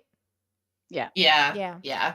that feels pretty lucky, I guess. I guess we're lucky. Yeah. If we broke it down by semesters, I would probably say they may have failed in the first one, Yeah. but like first several, but they passed with flying colors, coming Yeah. out the end. So it all balances out. It all bounced out. Now, I know we talked about a Yeah. lot today, but I know we're also coming up on pretty late here. So, any other thoughts or categories about parenting you guys wanted to go over before we end it today, or how do we feel? I did want to ask, so I know Brittany touched on it, but for Jen, Harmony, how do you guys feel, well, about your standards for being a parent? Do you feel like you've met them, will meet them, are working towards meeting them? I feel, mm, I feel like I'm doing the work that I need to do to meet them. I'm not meeting them quite yet, but I also am just becoming aware of my the unique needs of my specific consciousness that will help me to better meet those needs. So I also don't know. Well, maybe that's being pessimistic, but I kind of wonder if I'll ever feel like I'm doing a good enough job. I think that's part of the job of motherhood is feeling like you could always be doing better. Mm, My life right now is very much built around the fact that I don't have kids. Like every element of my lifestyle reflects that. And so from like a standards perspective, it's just like it's a completely different lane. I would have to like slam on the brakes, like back it up, change course. I mean, could I do it? Like if I were to suddenly have a child, absolutely. I know that I could. In the same vein, if I'm like, oh, what's the ideal situation? I'd probably say I'd like to have 100 grand saved and like all of my debt paid off and live within 15 minutes of family members and like all of these idealistic things. Ultimately, right now, other parts of my life are more important than prioritizing like those things, which is why I don't have children right now. What about you, Arena? Because I think you're planning on having kids, right? Yes, I am planning on having children. Um, in a couple years. Great. And part of me wants to be thoughtful about it. My mom's always said raising kids is, for her, it's been easy, and I don't know what made it easy, if it was just our temperament as children or if that's just the kind of person that she is. But I think like she allows me to not worry too much about the prospect of it, and at the same time I have no like you don't know until you pop that baby out and you start living that lifestyle. So I'm doing my best to prepare for it financially, lifestyle wise, health wise. I'm getting my routines down for cooking and cleaning, throwing a baby in there, having discussions with my partner. I have a job where I work from home, and my partner's goal is to also find a job that will enable him to be mostly from home, hybrid or something like that, so that we can minimize the need for childcare. And Nice. yeah. Nice. Especially with childcare being so much. Oh my gosh, girls. The Yep. more and more I hear these numbers, whoo, it's a Oh, mortgage. yeah. It's more than a Good mortgage. money as a nanny. I made good money as Me a too. nanny. Me too. I'm not gonna play. I made good money as a nanny. I was like, damn, you know, I felt lucky. I felt lucky. Not a bad Even gig, in my honestly. tiny little town. Not I a did bad too. gig. Yeah. Yeah. Mhm. All right, ladies. Well, what a great discussion. I'm so glad that we had it. I really enjoyed reading chat as well. I'm gonna sign off with the girls, guys. So if you just a heads up chat, and then I'll see you guys Monday for the live stream, and then next month when we do another panel. Before we head out, just once again, Genevieve, do you want to let them know where to find you? And I'll link all the socials. Don't worry.